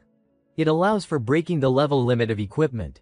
Even if equipment that has had its limit removed is destroyed, this tear will not be destroyed. However, to reuse it, one must complete the quest to revive the tier. Seeing the item, the guard trembled with excitement and immediately bowed in welcome. Please come this way to the VIP room, sir. Isabella was extremely curious. What did you pledge, my lord? He revealed. The tear of the Fairy Queen, a talisman. Hyunmyeong added, it is one of the rewards I received when I reached the holy domain. It is worth at least 1 million gold. She was horrified. You can casually pledge something like that, he answered arrogantly, no problem. We just need to win and use the money to pay back the debt. Inside the casino, the roulette wheels spun continuously. After a moment, the wheel stopped on a specific number. The ball slowly rolled into the slot. The whole area buzzed. He did it again. What the hell is that guy? Insane, a card god, starting with 250 gold, and now. Up to this point, Hyunmyeong had already won over 1.4 million gold. He was immensely pleased inside. Indeed, the gold's blessing trait is the best for money gambling. Isabella standing beside him was also very excited. We are rich, Hyunmyeong chuckled. It is my money. The trembling dealer addressed the guests and made an announcement. We will send back all the winnings. However, from now on, you are not permitted to enter the Hudson Casino. He was quite surprised. So soon, the man hurriedly explained, everyone who bet following you won everything cleanly, causing us great difficulty. As soon as he finished speaking, a series of guards surrounded the two of them. He made a demand. Therefore, please leave. A killing intent immediately flashed in Isabella's eyes. However, Hyunmyeong stopped her. All right, I will leave. But I have a condition. But first, I need to speak with the owner of this place. The man began to lose patience. Sir, you cannot insist. Please leave quietly. He replied calmly, don't misunderstand. It is not because I am desperate to talk to him. He expressed arrogantly, I mean, your owner will want to meet me. Just relay the message. And to prove it, Hyunmyeong used the skill Observation Hand LV8. Observation Hand LV8 is analyzing the item. His mind was shaken. It is definitely genuine. After all, who would have this? Because as far as he knows, the tear of the Fairy Queen is an extremely rare item held by the Fairy Queen's Knight. The Fairy Queen's Knight is not only hard to find but also requires at least 3 level 10 powerhouses to defeat. This is an item with extremely high acquisition difficulty. He thought excitedly to himself, it is an item I had trouble finding because I could not locate it. I never expected it to come to my door. At the Hudson's room, someone knocked on the door. Mr. Hudson, the person reported suspiciously. What is it? The person outside announced. The man who used the talisman as collateral wishes to see you, Mr. Hudson. Hudson was astonished upon hearing the report. He said that you, Mr. Hudson, would want to meet him. He smirked, finding this interesting. Invite him in. Perhaps we should have a cup of tea. A moment later, the two sides formally met. Hudson observed the other party thoughtfully, silently assessing. Is this the person who pledged the tear of the Fairy Queen? His appearance does not seem like such a powerful figure. Finally, Hudson spoke to start the conversation. I heard you said that I would want to talk to you. May I ask what you mean by that? Hyunmyeong humbly replied, no deep meaning. Exactly as I said, because you would want to meet me, that is why I told him to relay the message. At the same time, he laid his cards on the table. Don't you need the talisman I pledged? He did not hide it either. It seems you have heard rumors about my hobby of collecting rare talismans and came looking. Yes, even if you had not come to me, I wanted to buy back the talisman you pawned and had planned to meet you. Hyunmyeong was also well-intentioned. If you can pay the price, nothing is unsellable. Hudson breathed a sigh of relief. That is really fortunate. He immediately offered a price. How about 2 million gold? I believe this is a very generous price. This price made Isabella dizzy 2 million gold for a talisman, but it was even more dramatic when Hyunmyeong demanded 20 million gold. Unsurprisingly, Hudson hesitated. 20 million gold is enough to buy a large mansion in Central Arcana.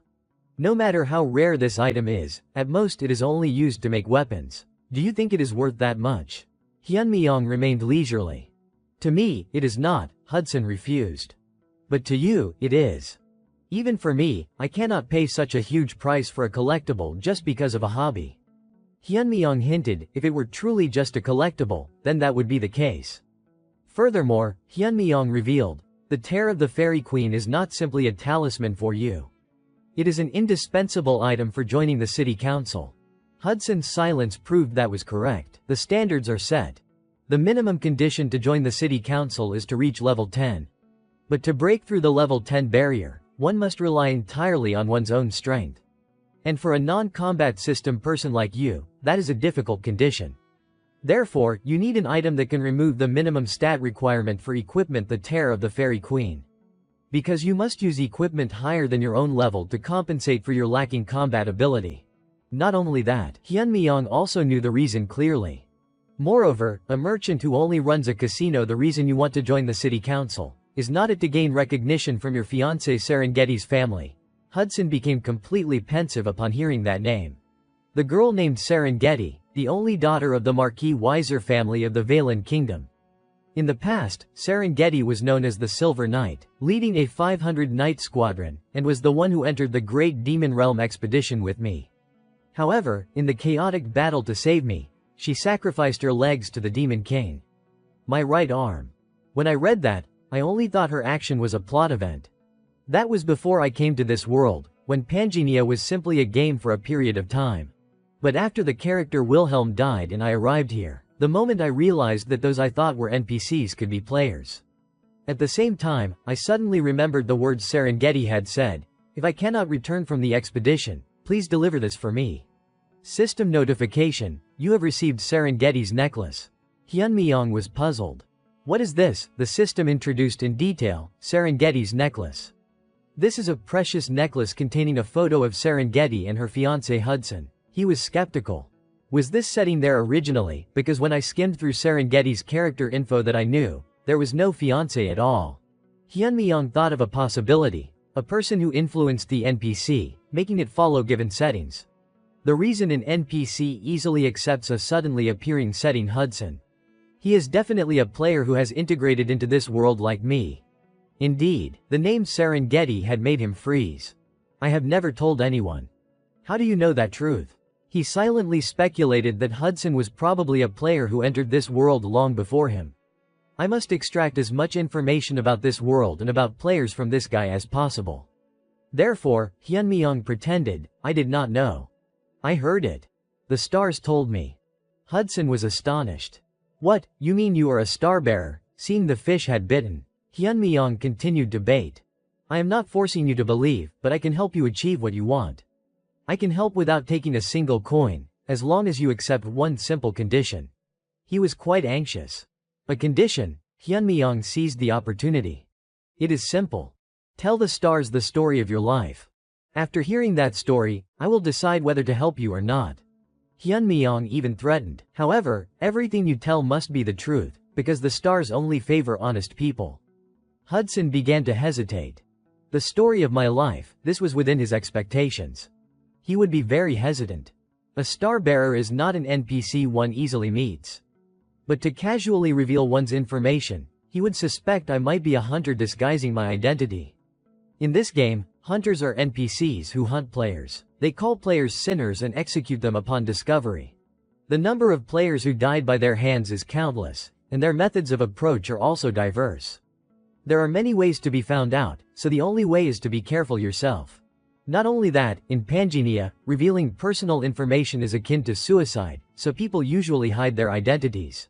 That is why distinguishing players is not easy. I myself have no intention of revealing my identity either. But even so, I still believe Hudson will definitely accept my offer and has come all the way here. Hyunmyeong was sure of this because, for Hudson, Serengeti was not simply an NPC. He gazed at Serengeti's smiling face, full of nostalgia. Finally, Hudson made a decision. All right. From now on, I will tell you the story of my life. Before telling it, he also made a suggestion. To do that, I must first start with the story of Serengeti. Because most of what I want and strive to achieve is related to Serengeti. Hyunmyeong was startled when Hudson revealed. Serengeti was a brave knight who participated in the Demon Realm expedition led by 8 heroes. Hyunmyeong could not help but exclaim, "What 8 heroes?" The Demon Realm expedition was led by Wilhelm, Hudson confirmed. Yes. Wilhelm is the most famous one, that is correct. But as far as I know, the Demon Realm expedition was conducted by 8 heroes together. Moreover, Hudson also revealed, the story of the expedition's failure due to internal discord among the 8 heroes is quite famous too. His mind was in turmoil. Internal discord, what kind of nonsense is this now? Hyunmyeong asked in return. Do you know who those 8 heroes are? He answered immediately. Of course, because they are all very famous figures. One of them is someone everyone must respect. The strongest after Wilhelm Gracia. He appears frequently in newspapers, has exclusive interviews. The man riding a monster. Who is he? Scene change. Before that man appeared, we all thought we would surely die. At around 2 p.m. today, a giant unidentified creature, a giant mantis, appeared in the center of Seoul, causing an unprecedented tragedy resulting in dozens of civilian casualties. Right at that moment, the appearance of a man riding a monster carving the sky plunged the entire scene into silence. A witness at the scene, the reporter, said the person writing that article was reporter Kim Hannah. In a room, a secretary entered to report. Mr. Gracia, I have arranged the appointment with Korean reporter Kim Hannah as you requested. Gracia said politely, thank you. The secretary awkwardly said, excuse me, but may I know the reason you are personally coming to Korea at this time? If needed, I can invite reporter Kim Hannah here. The government wants you, Gracia, to stay in America to prepare for monster attacks. He refused immediately. No need. I must go there personally to confirm something. Perhaps this man. Because Gracia believes that man is the friend I am looking for. He was lost in thought, anticipating the next news. In the real world, Hyunmyeong sat at the dining table, still not over the shock from the game's plot. Hannah, seeing him like that, asked, does the meat not suit your taste? Hyunmyeong awkwardly replied, no, it is not that. Something happened today, so I am just a bit tired. He thought to himself, I only asked about her biography, but I did not expect him to cry and talk all night. Thanks to that, I did manage to get some information about this so-called 8 great heroes. But as a result, I could not log out last night. That is why I was late for our appointment today by 10 minutes.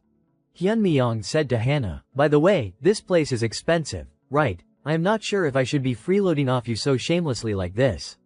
She immediately replied, last time, you helped me get rid of that stalker. Honestly, this is not enough to thank you. You said it was just something you had to do. Hannah immediately refuted, not at all. That is something only a truly brave person would do. Hannah suddenly fell silent, staring at him. Hyunmyeong asked, what is wrong? She motioned towards a girl in a pink dress with a man sitting behind Hyunmyeong. Hannah whispered, isn't that the girl who was with you back then? She keeps glancing over here. He turned around and immediately saw Seo Yeon. He sighed inwardly. What a coincidence. The guy with her seems to be the one from Kim Young's social media.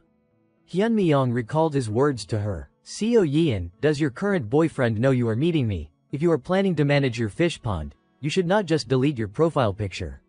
You should have deleted all your social media photos too. He thought, his name seems to be Young Jinwoo, right? Hannah now whispered. Sorry, if you feel uncomfortable, we can change seats. Hyunmyeong calmly replied, you do not need to worry. We really do not have any relationship at all. Just as he was about to put a piece of meat in his mouth, someone suddenly called out, Park Hyunmyeong. Young Jinwoo stepped forward to interrogate him. Did you follow my Seo Yeon all the way here? He frowned threateningly. Wasn't it enough that you kept calling and harassing her after breaking up? Now you are stalking my girlfriend too, you shameless bastard. Hyunmyeong asked in surprise, stalking me? He immediately replied, yeah, that is right. You bastard. In his bewilderment, Young Jinwoo continued further. I heard last time you even cried and begged to meet Seo Yeon at a cafe. Don't cling on like a leech anymore, you pathetic loser. Hyunmyeong frowned, thinking, it seems I understand the problem now. He looked towards Seo Yeon and saw her smirking with satisfaction. Yoon Jinwoo threatened him, if you follow Seo Yeon one more time, I will kill you. Got it, you insect-like bastard. Hannah angrily slammed the table and stood up, shouting loudly, excuse me. I have been sitting here listening quietly until now, but are not your words going too far? Yoon Jinwoo asked disdainfully, who is this now, trying to act cool for a girl? She is your rented girlfriend type. Hannah immediately yelled, what did you just say? Yoon Jinwoo asked contemptuously. How much did you get paid? Looking at your appearance, probably around 50, I will pay double, so be sensible and get lost. Hannah retorted, I am the one who made the reservation at this restaurant, and I am treating him because I received help from him. How dare you open your mouth and talk nonsense like that? Yoon Jinwoo grabbed a stack of bills and threw them in Hannah's face. He smirked, what is wrong? 100 not enough, how about 200 then? He continued to mock her in her anger. Well, why do not you dirty people move to another table? She frowned tightly and slapped him straight across the face. Hannah muttered, frowning, this is insane. Yoon Jinwoo gritted his teeth and said, you started it first. He raised his hand to strike Hannah directly, clenching his teeth. The moment Yoon Jinwoo's hand was about to hit Hannah's face, Hyunmyeong tripped his leg, causing Yoon Jinwoo to fall flat on the ground. Hyunmyeong glanced at him and said, stop there. You are not acting decently either. Yoon Jinwoo was furious, his face red. He gritted his teeth and roared, you. This guy, a hand suddenly pressed against his face. Hyunmyeong pressed his head to the ground and said, I said stop. Yoon Jinwoo was terrified, thinking to himself, what, why is this guy so strong, is this human grip strength? Seo Yeon angrily yelled, what are you doing, this is so embarrassing. Get up, quickly. Hyunmyeong calmly asked, what should we do, should we go outside and end this conversation? Yoon Jinwoo growled and shouted, you are something else. Hyunmyeong spoke up, you started the trouble first. Don't make this exhausting for both of us. He thought angrily, this insect-like brat dares to make me lose face in front of Seo Yeon. He fumbled in his jacket pocket while sneering inwardly. You messed with the wrong person. He suddenly crushed something in his hand. A flash of light made Hyunmyeong astonished. He frowned, wondering, light, the onlookers around them also buzzed with discussion. What is that, insane? The situation changed. Yoon Jinwoo was clad in a set of armor. He stood up and grabbed Hyunmyeong by the neck. People around shouted, he is a dimensional warrior who transformed, did he really transform? Yoon Jinwoo glared at Hyunmyeong and said, keep talking big. He threw Hyunmyeong's body to the ground. Hannah panicked and called out, Hyunmyeong. Hyunmyeong was dazed, thinking, I did not expect him to be a player. But Hannah looked at him in astonishment, wondering, why does he look so calm? She kept calling, Hyunmyeong, wake up, Hyunmyeong. Hyunmyeong lay on the ground, lost in thought. I definitely saw him transform. But why do I feel fine? Did he go easy on me? The system appeared. Hidden trait, Great Pretender, activated. Now Yoon Jinwoo looked at him disdainfully and questioned, think you are the center of the universe? I was just a bit careless. And you dared to humiliate me. An information window appeared before Hyunmyeong's eyes. Yoon Jinwoo. LV4 class, merchant. He silently assessed. He has a class but is only level 4. Hyunmyeong recalled Panginia's leveling system from memory. For levels 1 to 10, each stage has a gap in the amount of experience required to level up. He pondered, additionally, the amount of extra experience required depends on the number of talents the player possesses. The more talents owned, the higher the character's performance, but leveling up becomes slower. Hyunmyeong thought of his own and Yoon Jinwoo's experience bars. Of course, Yoon Jinwoo belonged to the fringe group with a meager number of talents. He reasoned, however, the reason Yoon Jinwoo's progress is so low is simply because he has never really fought before. Yoon Jinwoo, originally a newbie, from the first day he unexpectedly synchronized with Panginia until now, had done nothing but run away. Hyunmyeong thought, he survived the main quest thanks to a few lucky encounters.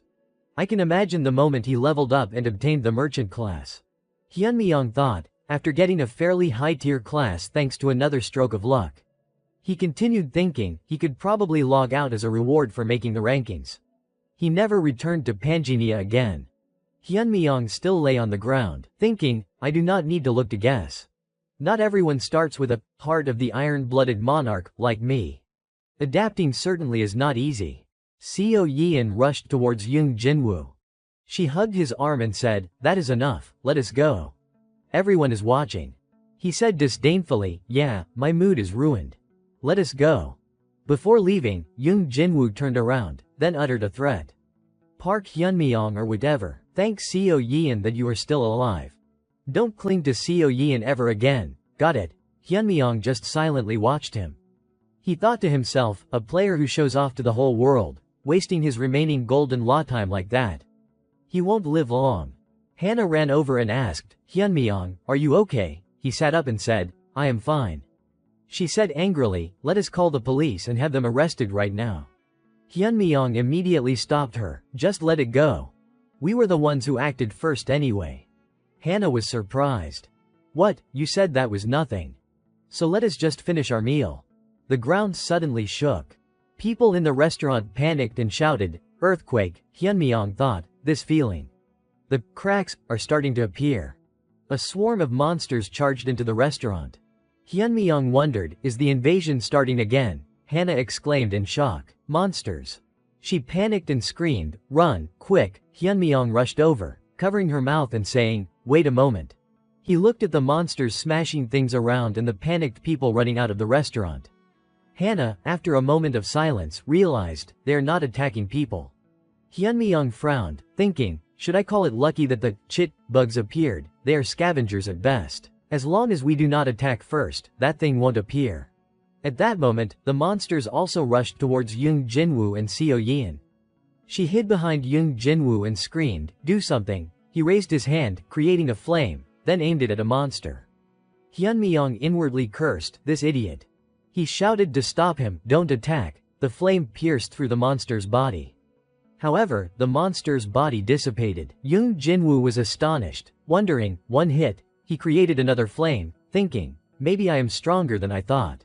He threw the fireball at the swarm of monsters and shouted, "I will kill all these damn monsters." The people around cheered. As expected of a dimensional warrior, everyone ran towards that area. Young Jinwoo laughed excitedly, grinning widely. He thought, have I been worrying for nothing all this time? Turns out they're nothing special either. Hyunmyeong coldly told Hannah, "Run as far away as possible." She asked, confused, "Huh?" He looked at the monsters' bodies that had turned into mincemeat and said, "From that idiot's direction." A crimson mist suddenly appeared around Young Jinwoo's group. Hyunmyeong continued, "Avoid it as far as possible." The citizens murmured in surprise, "I can't see ahead because of the fog." Young Jinwoo frowned, thinking, what kind of fog is this, appearing so suddenly? Damn it, visibility is blocked. I can't see anything. A hand suddenly emerged from within the mist.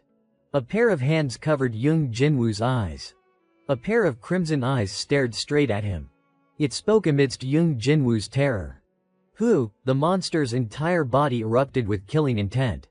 It questioned, "You killed my child." An information window appeared. Elite monster, Chima, has appeared. Recommended number of players for raid, LV6. 20 people. The monster giggled. "Kill them." A black mist enveloped Young Jinwoo's entire body. It continued to laugh loudly. Everyone covered their mouths, coughing and choking. "What the hell is this?" Someone cried out. "The fog. I can't see anything." At that moment, a red light suddenly flashed in Young Jinwoo's eyes. He raised his hand, creating an energy spear. His eyes were crimson. Young Jinwoo said coldly, "Die." In his eyes, that citizen was a terrified, struggling monster.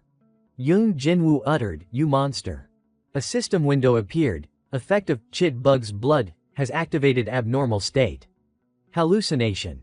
The spearhead thrust straight into the man's body. He screamed in terror, "Why are you doing this?" Bright red liquid immediately splattered everywhere. Just before Young Jinwoo's spear touched the man, Hyunmyeong appeared before him. Hyunmyeong directly severed the arm holding the spear. Young Jinwoo stared wide-eyed at his own wound. Hyunmyeong stepped forward, ignoring Young Jinwoo's cry of pain, and spoke. "If I could avoid it, I really did not want to get involved.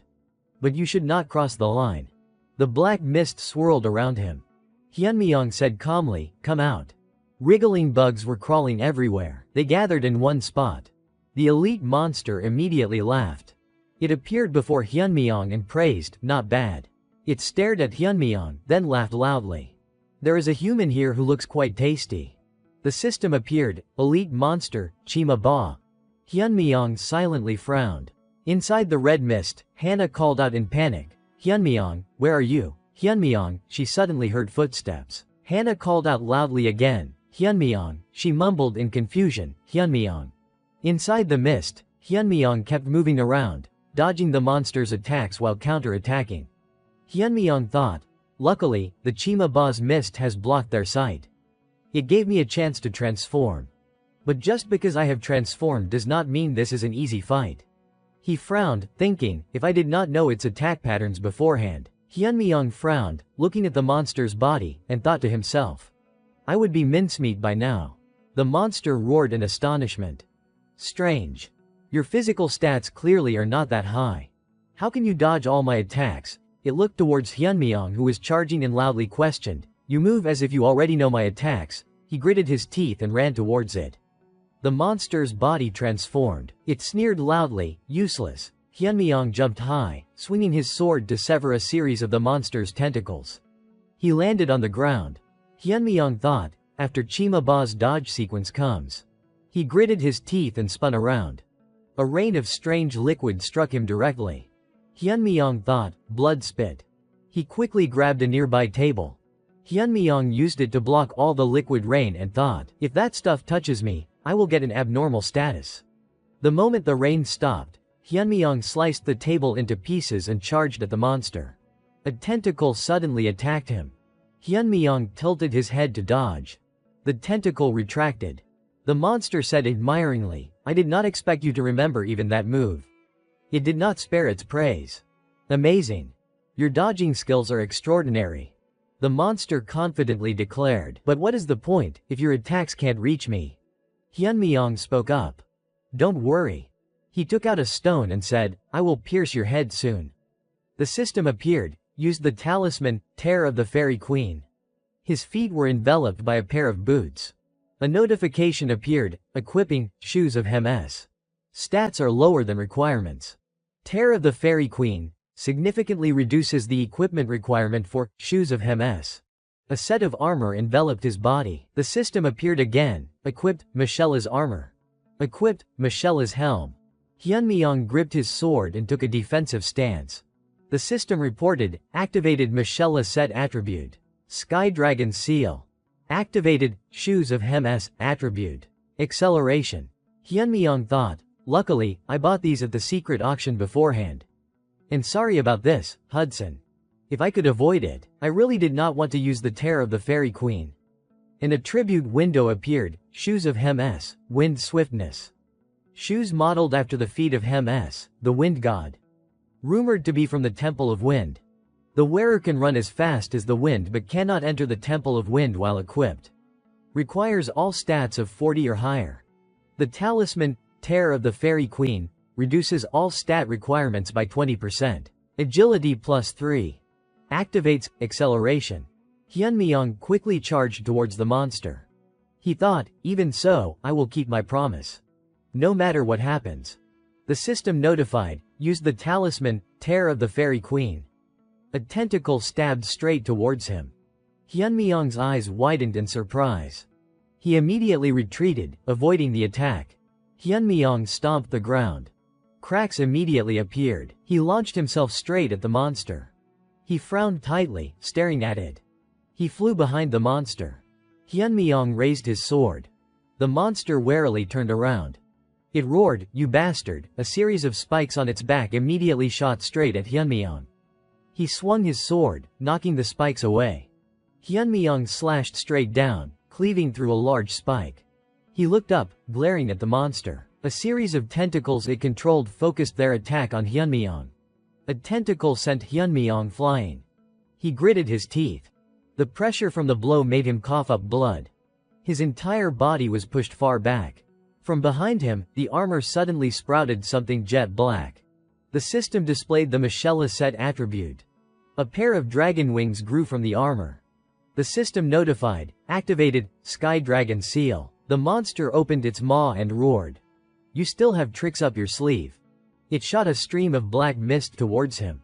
It yelled, "You cowardly rat-like bastard." Hyunmyeong flew high, dodging the mist stream. He frowned, thinking, this is Chima Ba's final attack sequence. He continuously flew around, dodging, and told himself, as long as I endure this attack. The mist could not get anywhere near Hyunmyeong's body. The monster growled, "No way you could remember even this move." It shot a crimson energy orb at Hyunmyeong.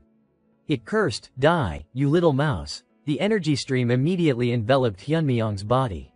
The system appeared, resonance effect of Sky Dragon's seal, and acceleration activated.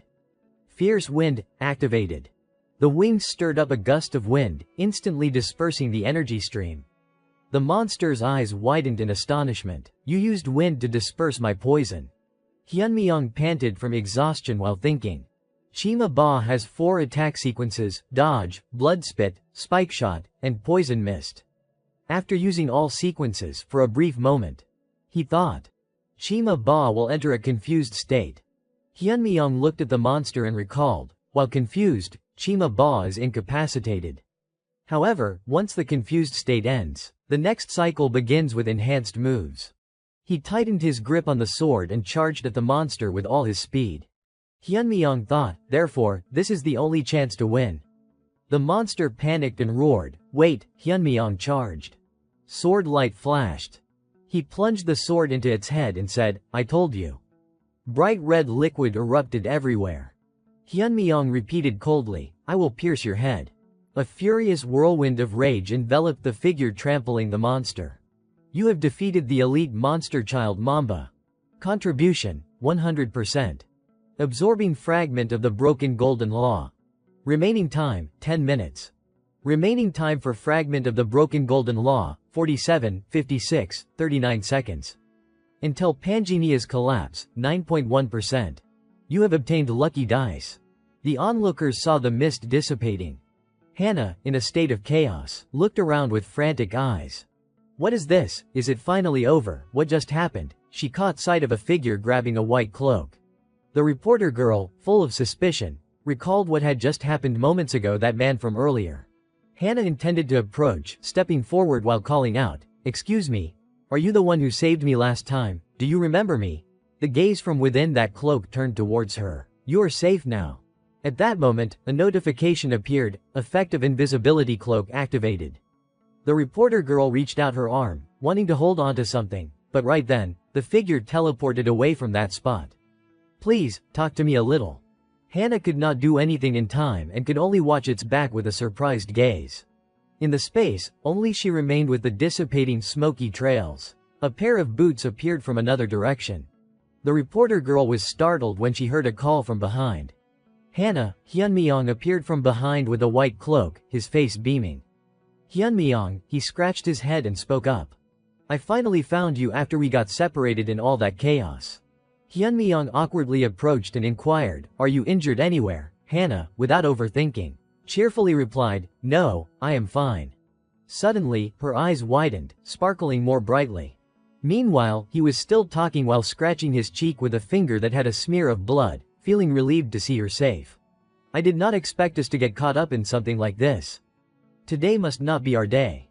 Hannah, being sharp, noticed and pointed at his finger. "Hyunmyeong, are you injured?" Only then did Hyunmyeong realize it, but he brushed it off. "It seems some monster blood just splattered on me, do not worry." Inside, he was a bit flustered. "Damn it, I did not notice the blood got on my fingernail." Hannah, however, was different. Her mouth suddenly fell silent because she felt something odd. His clothes were completely clean, but only his fingernail was stained with blood. It was unusual. She did not hesitate and spoke up clearly and decisively. "Hyunmyeong, when the monsters first appeared, you were also extremely calm. Could it be that you knew what they were?" For the first few seconds, he was silent, not knowing how to answer, but then he put on a thoughtful expression, rubbing his chin with his hand. "Me, calm, everything was so chaotic. I think I just blurted out whatever came to mind." The reporter girl immediately caught him in the lie and was indignant. "What, liar? You were completely calm." But he still tried to maintain an innocent face as if nothing was wrong. "No way. Actually, I was scared to death." Hannah had no evidence and could not refute it, so she backed down. He is very suspicious. Hyunmyeong immediately became her target, and she kept pondering, acting as if nothing happened and appearing right after the man who saved me disappeared. Could it be that he is? The next day, sunlight streamed through the iron bars of a closed window. Not long after the first dimensional battle occurred, another dimensional battle took place again. On that door, a notice was posted. Some members of the Dimensional Warriors warned that these attacks would continue in the future, temporarily closed the door, and expressed the view that long-term cooperation with the government was needed. And that peaceful neighborhood also had no pedestrians passing by. As countless citizens stayed home due to anxiety, the streets became truly empty. On the online screen, a presenter was speaking seriously about the issue. In response, some citizens expressed dissatisfaction, believing the government's subjective reaction, declaring there would be no tragedy like the previous incident, was problematic. Regarding the government intentionally downplaying the damage level, it could lead to a large number of secondary victims in the second dimensional battle event. Scene changed to a meeting room. Several representatives sat solemnly around a table. A man with a shaved head glanced in one direction. They were too indifferent during the first invasion, and now they are making a fuss. Another man in a vest, with scars, was much calmer. Back then, those not directly affected probably could not clearly perceive that a monster attack was something completely beyond normal reason. Another girl, looking intently at her phone while following the story outside, said, "Because it is beyond normal reason." No one knew how to respond, so perhaps the government initially tried to maintain a normal state. A cold, deep voice echoed in the room. But with this incident, everyone must have realized that an invasion can happen over and over again. And right at that moment, a young man who looked talented and youthful wore a blue hoodie. This is the perfect time for us to announce the launch of our alliance. His real identity was the leader of the Player Alliance, Hero of the North Two. His voice was still dominating the meeting. Other alliances are probably thinking the same, so we need to recruit talent quickly. From the girl looking at her phone, an opinion was also voiced. "We are checking the recording footage you mentioned earlier. A sword being thrust hard into flesh, causing blood to splatter. It is from a clip, so it is hard to see clearly. But if he really killed Child Mamba alone, this man could be Randolph, who took first place in the new main quest." Everyone's eyes turned towards a man sitting at the end of the row who had been silent until now and spoke up. But did not they say Randolph just completed main quest 2? If so, he is at most level 4 or 5. How could he equip the shoes of Ms? A hand gently stroked the armrest of the chair that had been under pressure for a long time. It is very likely he used some kind of talisman. Let us skip those details. He is definitely the person we need. The face of the round-faced man glanced over and listened attentively. And after the phantom disappeared, this man appeared. We can't be sure, but it is highly probable that Randolph is the phantom. Tuo lowered his eyebrows, his expression serious. We can't trust other player alliances. No matter what happens, we must draw him to our side. A voice that seemed to pierce the head made a man's face turn pale, intending to prevent the upcoming crack. At that moment, Hyunmyeong sat with folded arms, his gaze also serious. "So, you mean you already used the Terror of the Fairy Queen?" the man who had just slammed the table and shouted, loudly asked. Hyunmyeong did not hesitate and calmly stated, "Yes." Hudson moved closer, speaking rapidly into his face. "Why did you do that? Weren't you planning to give it to me?" Hyunmyeong did not back down and remained firmly committed to his decision. "I said I would help you. I never said I would give you the Terror of the Fairy Queen." Hearing that, he paused slightly. "What?" Hyunmyeong looked directly at him, his words not showing any worry. "You do not need a few talismans to achieve your goal. I am just removing it so you do not cling to that meaningless hope." And inside, he already had an intention. "No way I would admit I used it because I needed it to defeat Child Mamba." Hudson looked at him angrily, wanting to probe. "So you mean there is another way?" Hyunmyeong looked at that face and teased him. "Your face is full of doubt. I am hurt." Hearing this, he became even more irritated. "How can I trust you right now?" Hyunmyeong smiled slightly and crossed his arms. "Follow me. I will give you a reason to trust me." Slow footsteps in the darkness. Now, the three of them were walking into a dim area with only faint lights above. Arcana, the Golden City, underground sewer dungeon. Hyunmyeong looked back and explained. "The place I am taking you to is the sewers." Hearing this, Hudson, though following, was still puzzled. Why are we coming to a place like this? Hyunmyeong confidently smiled and stated the plan to wash away his doubts. Also, before going there to fulfill your wish, I want to create a teleport point in Arcana. A thick, old-looking book with an appearance that seemed to have magic circles. The teleportation book one got from Dramit. It is really convenient, but it is quite annoying that I have to increase the exploration rate every time. The system had mentioned this book. Teleportation book, a magic book that teleports you to a previously explored location. Incantation time, 30 seconds. Usable once per day.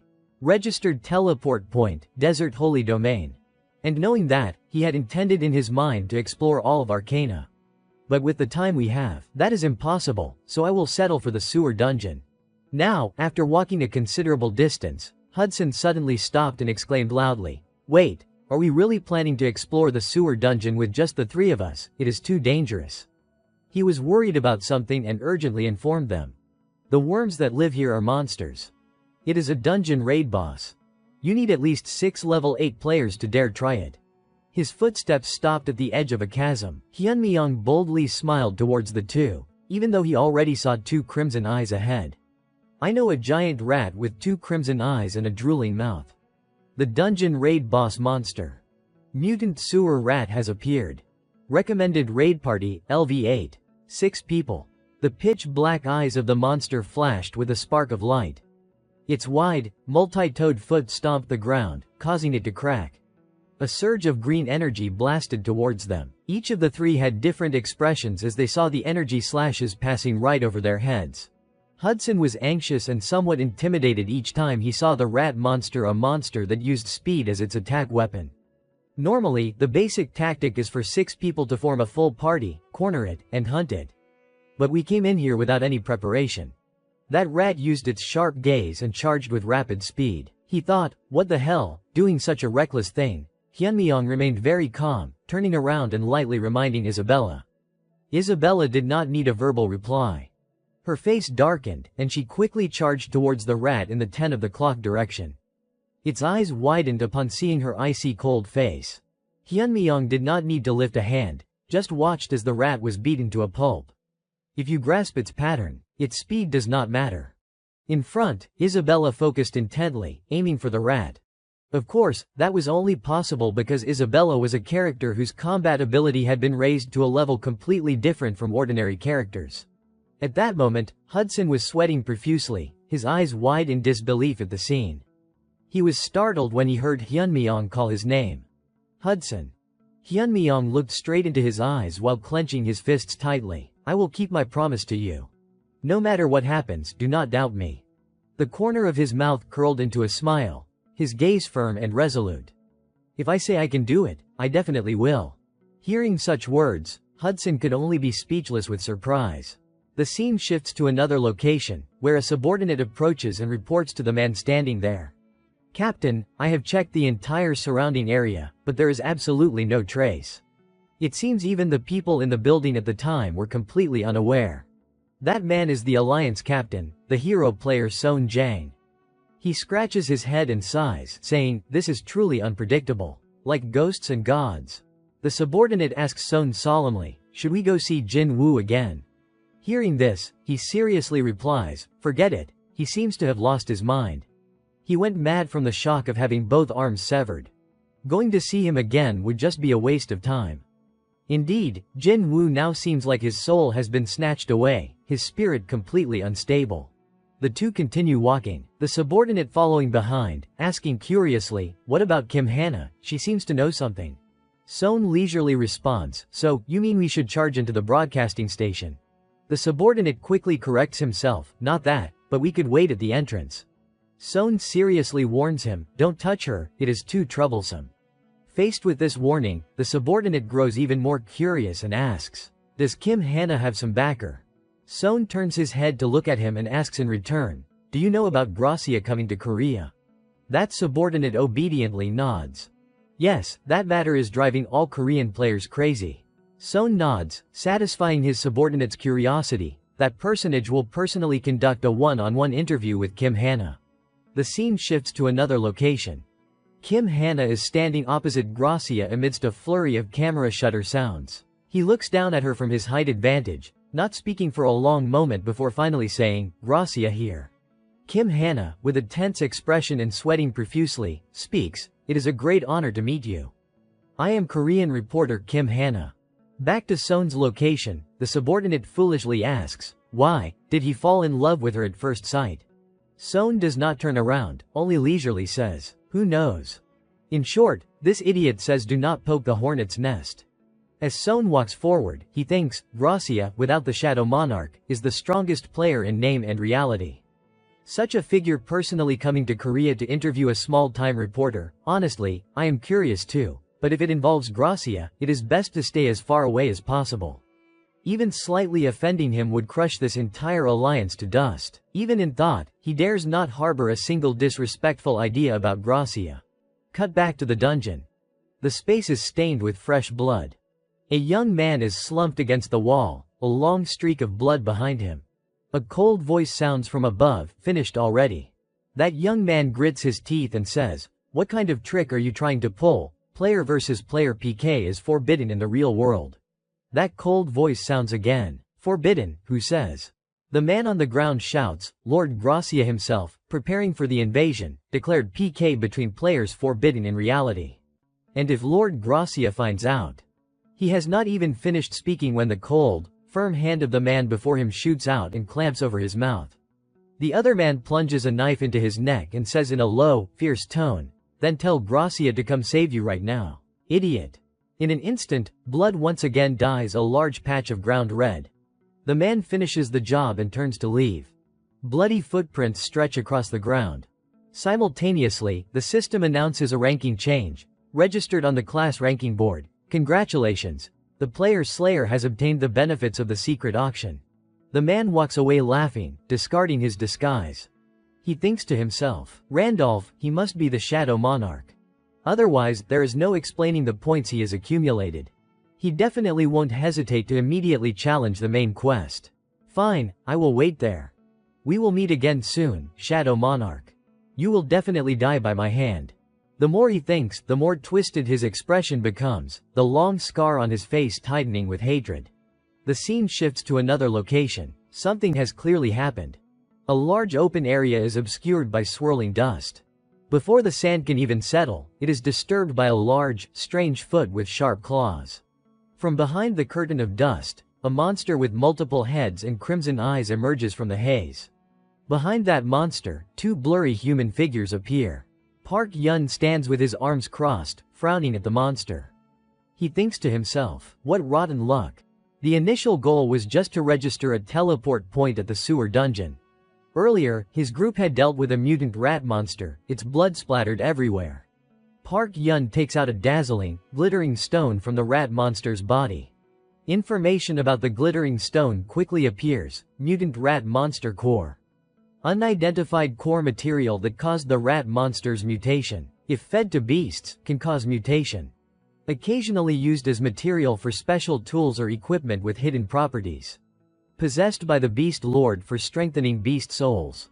Looking at the stone's info, he can't help but marvel inwardly, never expected to find evolution material for the water dragon.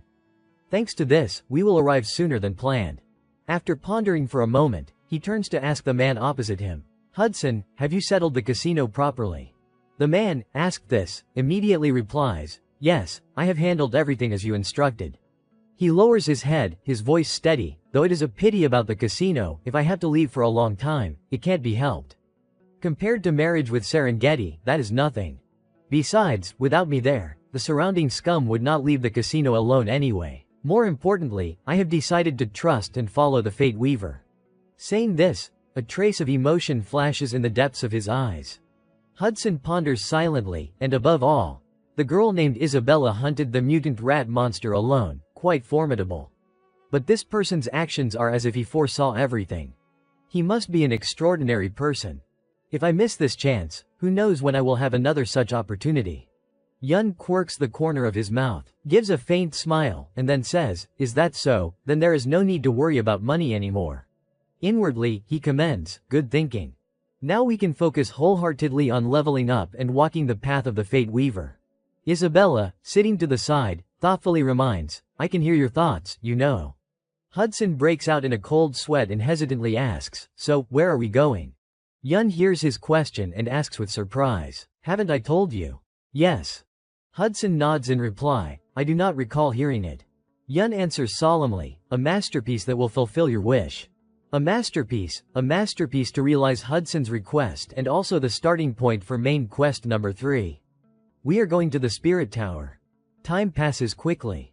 Lush green forest begins to replace the sunny, windy desert. Yun's group disembarks from the carriage one by one, looking around at the verdant forest. Hudson looks around, puzzled. Is this the place? To an ignorant person like me, it just looks like a normal forest. Yun stands before a tree and says gravely, "It is not a normal forest. This is the entrance to reach the Spirit Tower. The enchanted woods where the spirit trees grow." He stands before a large, seemingly healthy tree. He thinks to himself, spirit trees are where spirits are born. The tree where a spirit is born has the ability to open a gate to the spirit world for a limited time. And only by entering that path can we reach the Spirit Tower. He steps closer, placing a hand on the massive trunk. His inner thoughts reveal, however, this tree has been dead for a long time. In Yun's perception, this tall trunk is essentially a hollow shell, cracked and empty inside. But this does not seem strange to him. Yun stands there silently, thinking, not just this tree, but the entire forest is dying. It seems no new spirits have been born in this forest for quite some time. Not ideal, but it can't be helped. As he thinks this, he draws his gleaming sword, aiming it at the tree before him. Witnessing this, Hudson asks with a mix of curiosity and concern, "Fate Weaver, what are you planning to do?" He does not answer, only tightens his grip on the large sword, then spins and delivers a direct slash. With just a basic slash, the tree is cut in two under the astonished gazes of his two companions. The tree falls heavily, the powerful shockwave from the attack creating a faint whirlwind. Hudson is utterly bewildered, stepping back a few paces and exclaiming, "Is that okay? Just now you said that tree was the entrance to the Spirit Tower." The more he talks, the more panicked he becomes, unaware that something dangerous is swooping down to attack from above. From the shadows, a hand gives a light flick, causing an intense beam of light from the mysterious object to descend directly towards Hudson's head.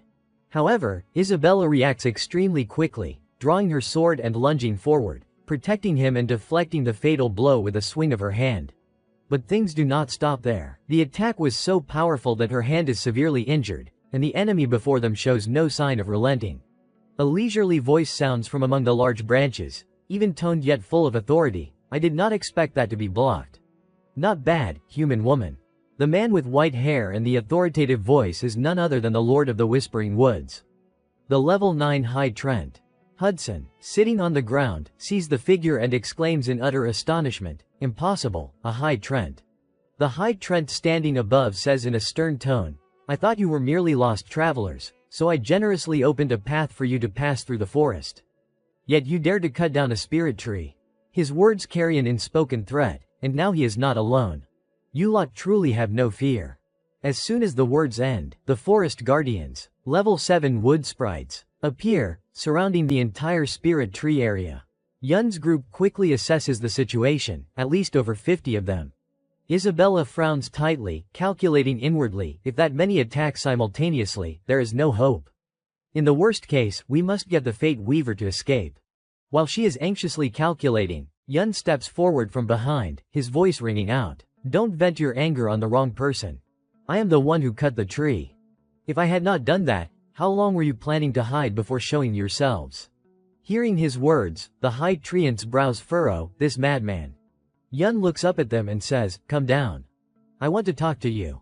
The High Trent, 100% ready for battle, immediately raises his bow, his crimson eyes aiming an arrow at Yun as he roars, "We refuse."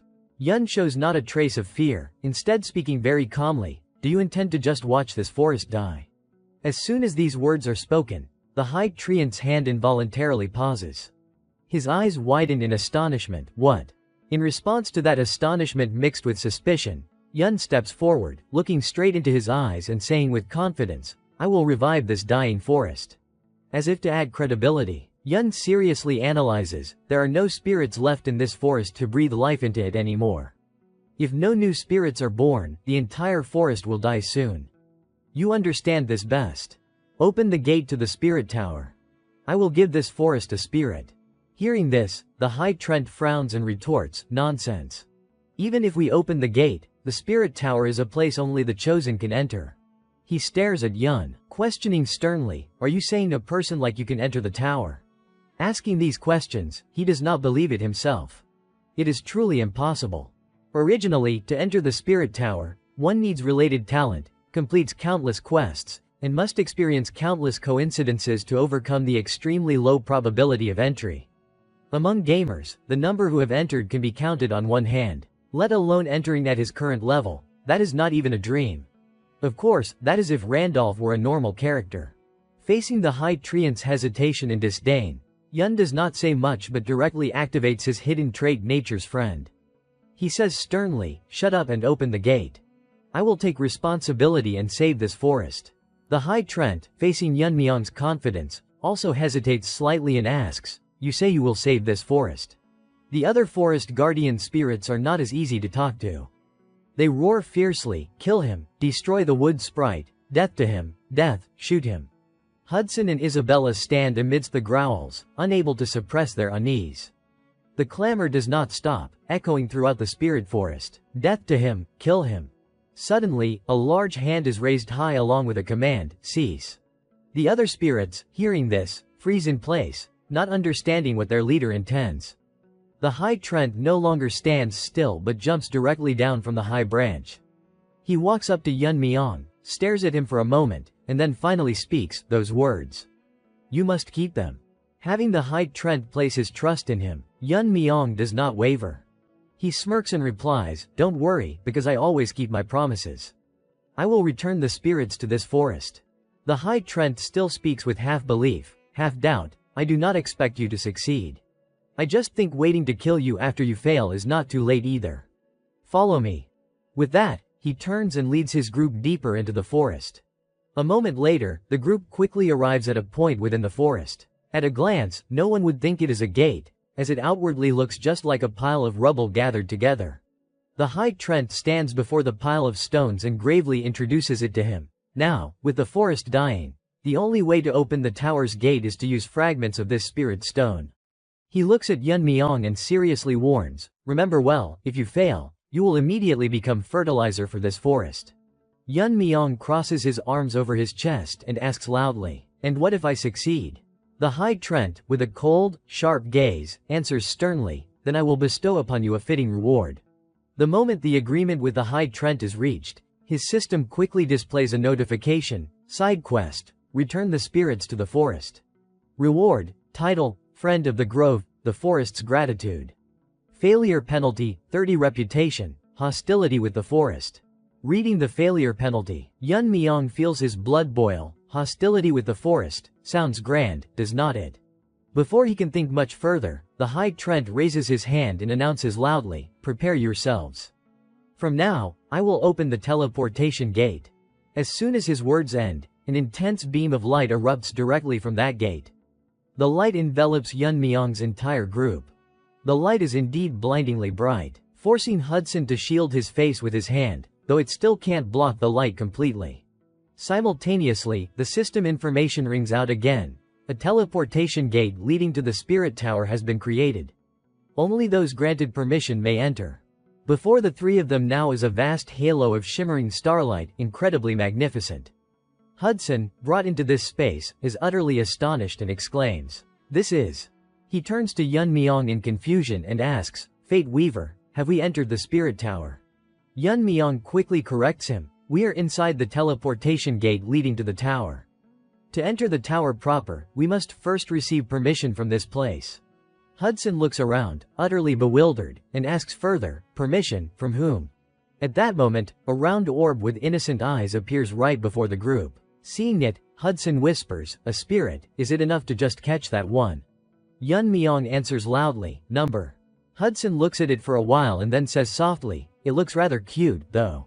Yun Myong does not respond further but stands still, staring at the round orb before him.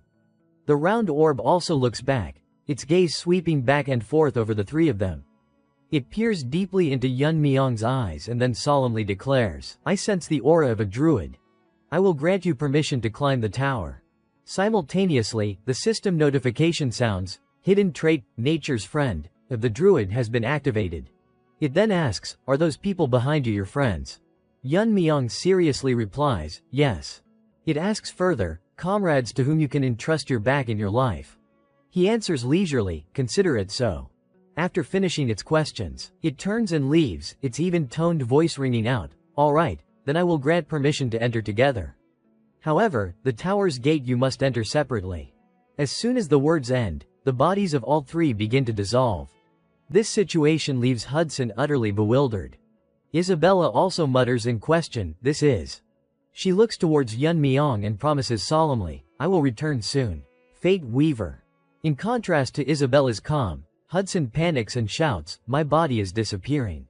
The round orb announces loudly, time flows differently in reality and within the tower, so climb the tower with peace of mind. Good luck, O druid. After saying this, it too turns and vanishes into the shimmering gate behind. The system's quest log opens simultaneously, the information written very clearly. Main Quest 3, climb the tower. Mysterious towers are scattered throughout the world. If you climb one of them, the main quest will be completed. Rewards are granted based on suitability. Tip: it is recommended to first climb the basic towers located in cities. At the same time, Yun Myong has been transported before a door that looks incredibly bizarre at first glance. He stands before that gate, feeling a bit gloomy inside, and thinks to himself, it has been a long time since I have seen the spirit tower again, but what is this gate? The more he looks at the gate, the more he feels something is incredibly strange. Some information about this quest also comes to mind. To enter the spirit tower, one must pass through a gate. That gate varies in form depending on the climber's elemental affinity. When I created Isabella, the elemental affinity chosen was wind. In other words, for Isabella, it will be a wind element gate. And Hudson has a water affinity, so he will encounter a water element gate. Each gate created in this way presents the most suitable test for the tower climber. This is what those people could know about this tower climbing journey. Returning to reality, he looks at the door before him, his brow slightly furrowing, and thinks to himself, but this is a gate of an element I have never seen before. Is it influenced by having an affinity with all elements during character creation? Before he can figure out the reason, the door bursts open an eye, staring straight at him. As if possessing a soul, it scans Yun Myong from head to toe and then exclaims in a loud voice, how surprising, an existence compatible with all elements. Water and fire, light and dark, even elements that cannot coexist, you possess them all. Is it the void element that fuses all elements together, but calling it void is a bit excessive. It is true chaos. Enter. The name of the gate you must overcome is the Gate of Chaos.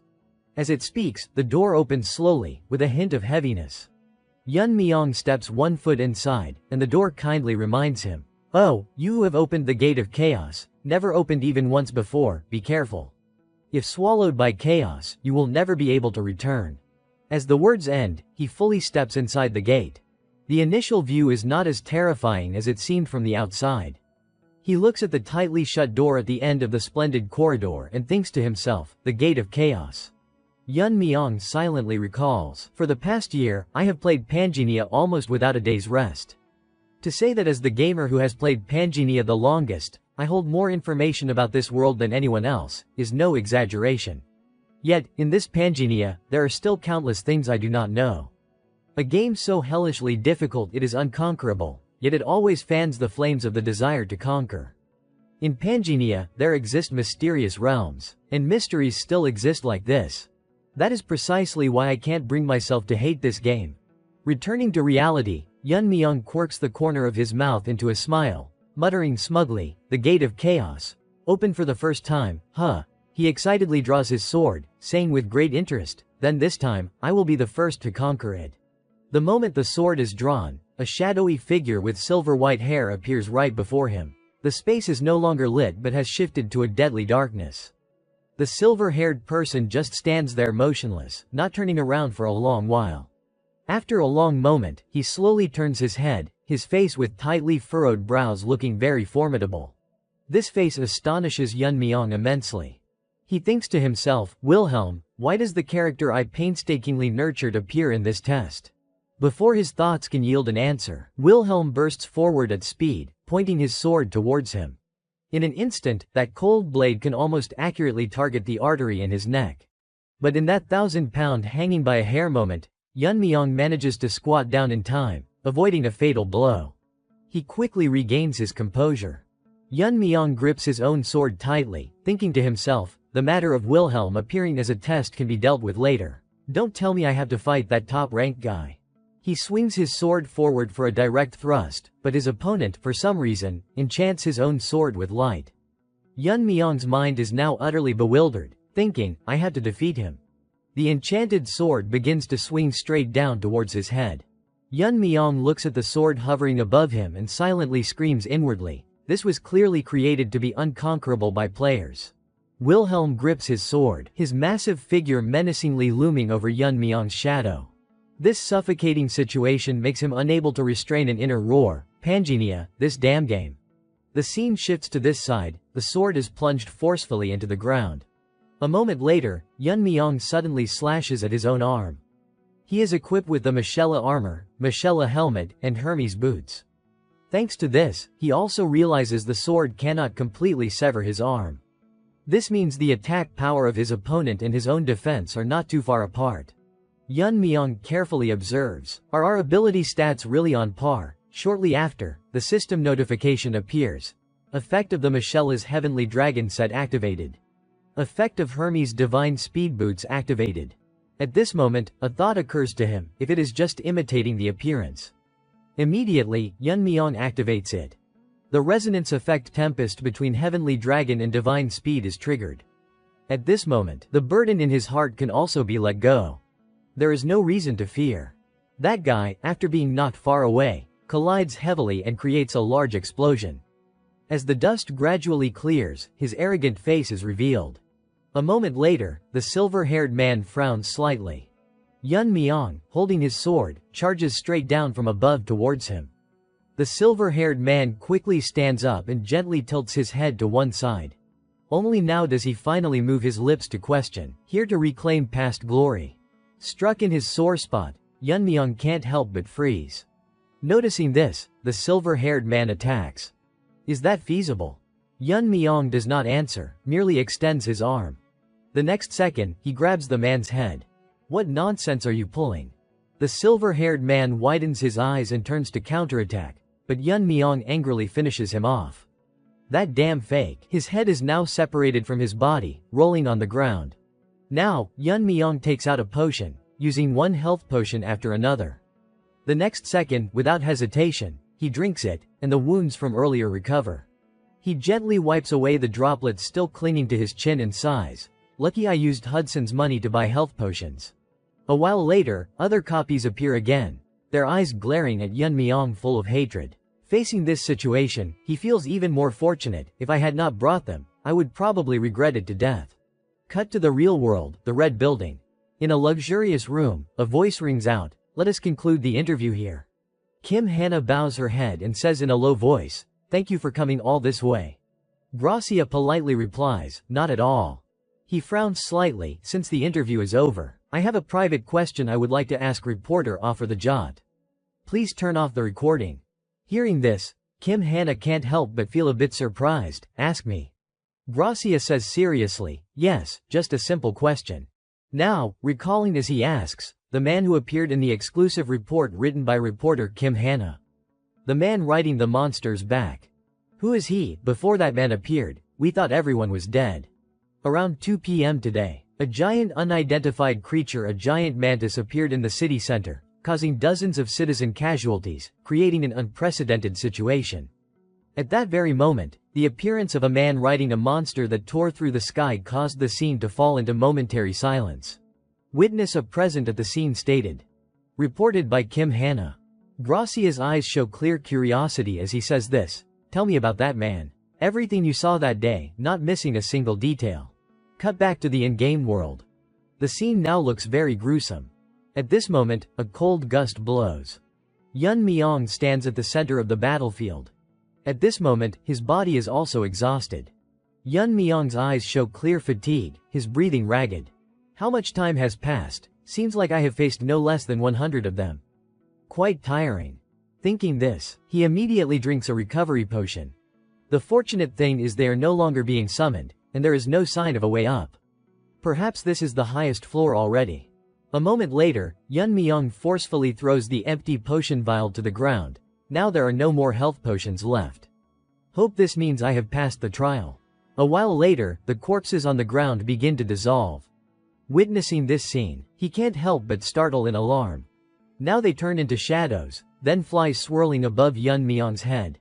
Chaos power has no effect. What are you? Exactly, not human, a druid, ah, right. Never expected anyone to climb all the way up here. With one look, he recognizes them, chaos spirits. Your appearance means I have conquered the chaos tower. Hearing this, it smirks, conquered. They laugh loudly and continue flying around Yun Myung. The chaos spirit utters mocking words. How laughable. Do you think someone like you can conquer this tower? As soon as the words end, the wall before him gradually opens. The tower's trial has not even begun yet. A blinding light prevents him from seeing what is on the other side. What lies beyond is the start of the real trial. It leans close to Yun Myung's ear and whispers, just getting here has left you battered and broken. Do you think you can pass? That thing was not originally created to be overcome. At this moment, the scene beyond the room is also revealed in its narration. Beyond are hundreds of the chaos phantoms you just faced, their numbers reaching the thousands, waiting. The chaos spirit laughs cunningly, give up. You absolutely cannot conquer this tower. However, immediately after, its expression changes, eyes widening. They frantically try to stop him. Hey, where are you going? You idiot, do you want to die? If you give up here, I will make a special exception and form a contract with you. You, form a contract with me.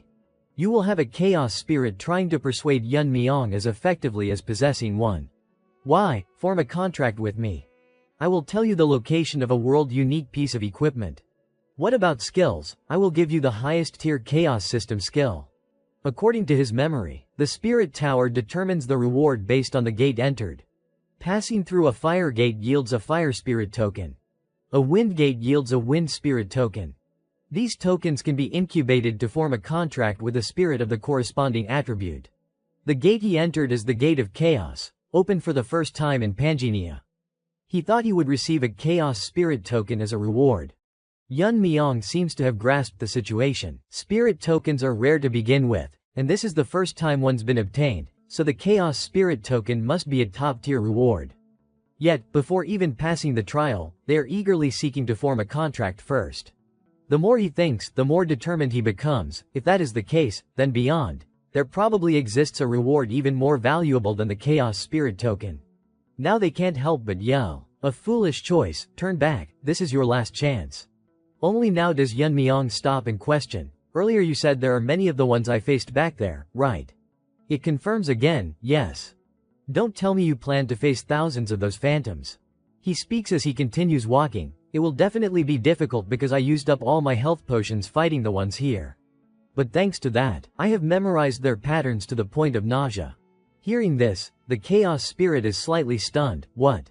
Yun Myung says haltingly, now I do not need health potions anymore. Saying this, he turns back with a confident smile. I just need to repeat the patterns I have memorized from earlier thousands of times. If doing that lets me pass, then there is no reason to refuse. His words leave it dumbfounded for a moment. A second later, the chaos spirit laughs excitedly. Never expected a challenge based on such an absurd reason. Now, Yun Myung has also stepped through the door. Truly an idiot after my own heart. After stepping inside, he personally witnesses the space covered in a shimmering golden color. Yun Myung looks around suspiciously. This is when the notification appears again. Reached the tower summit. Main quest 3 completed. Summarizing content. Reading these lines, he can't help but feel puzzled. Quest complete. Immediately after, a ball of fire appears before Yun Myung. Finally climbed all the way up here. Oh druid, congratulations. Your companions seem not to have arrived yet. He curiously probes. What? Start of the real trial? That was a lie, then. Now it confirms, correct. If the player chose to form a contract with a chaos spirit, you would never escape that place. Yun Myung slowly draws his sword. They are really good at deceiving people. The fireball explains, chaos spirits inherently adore deceit. Saying this, it then asks, but you must have received the hint when passing through the gate, right?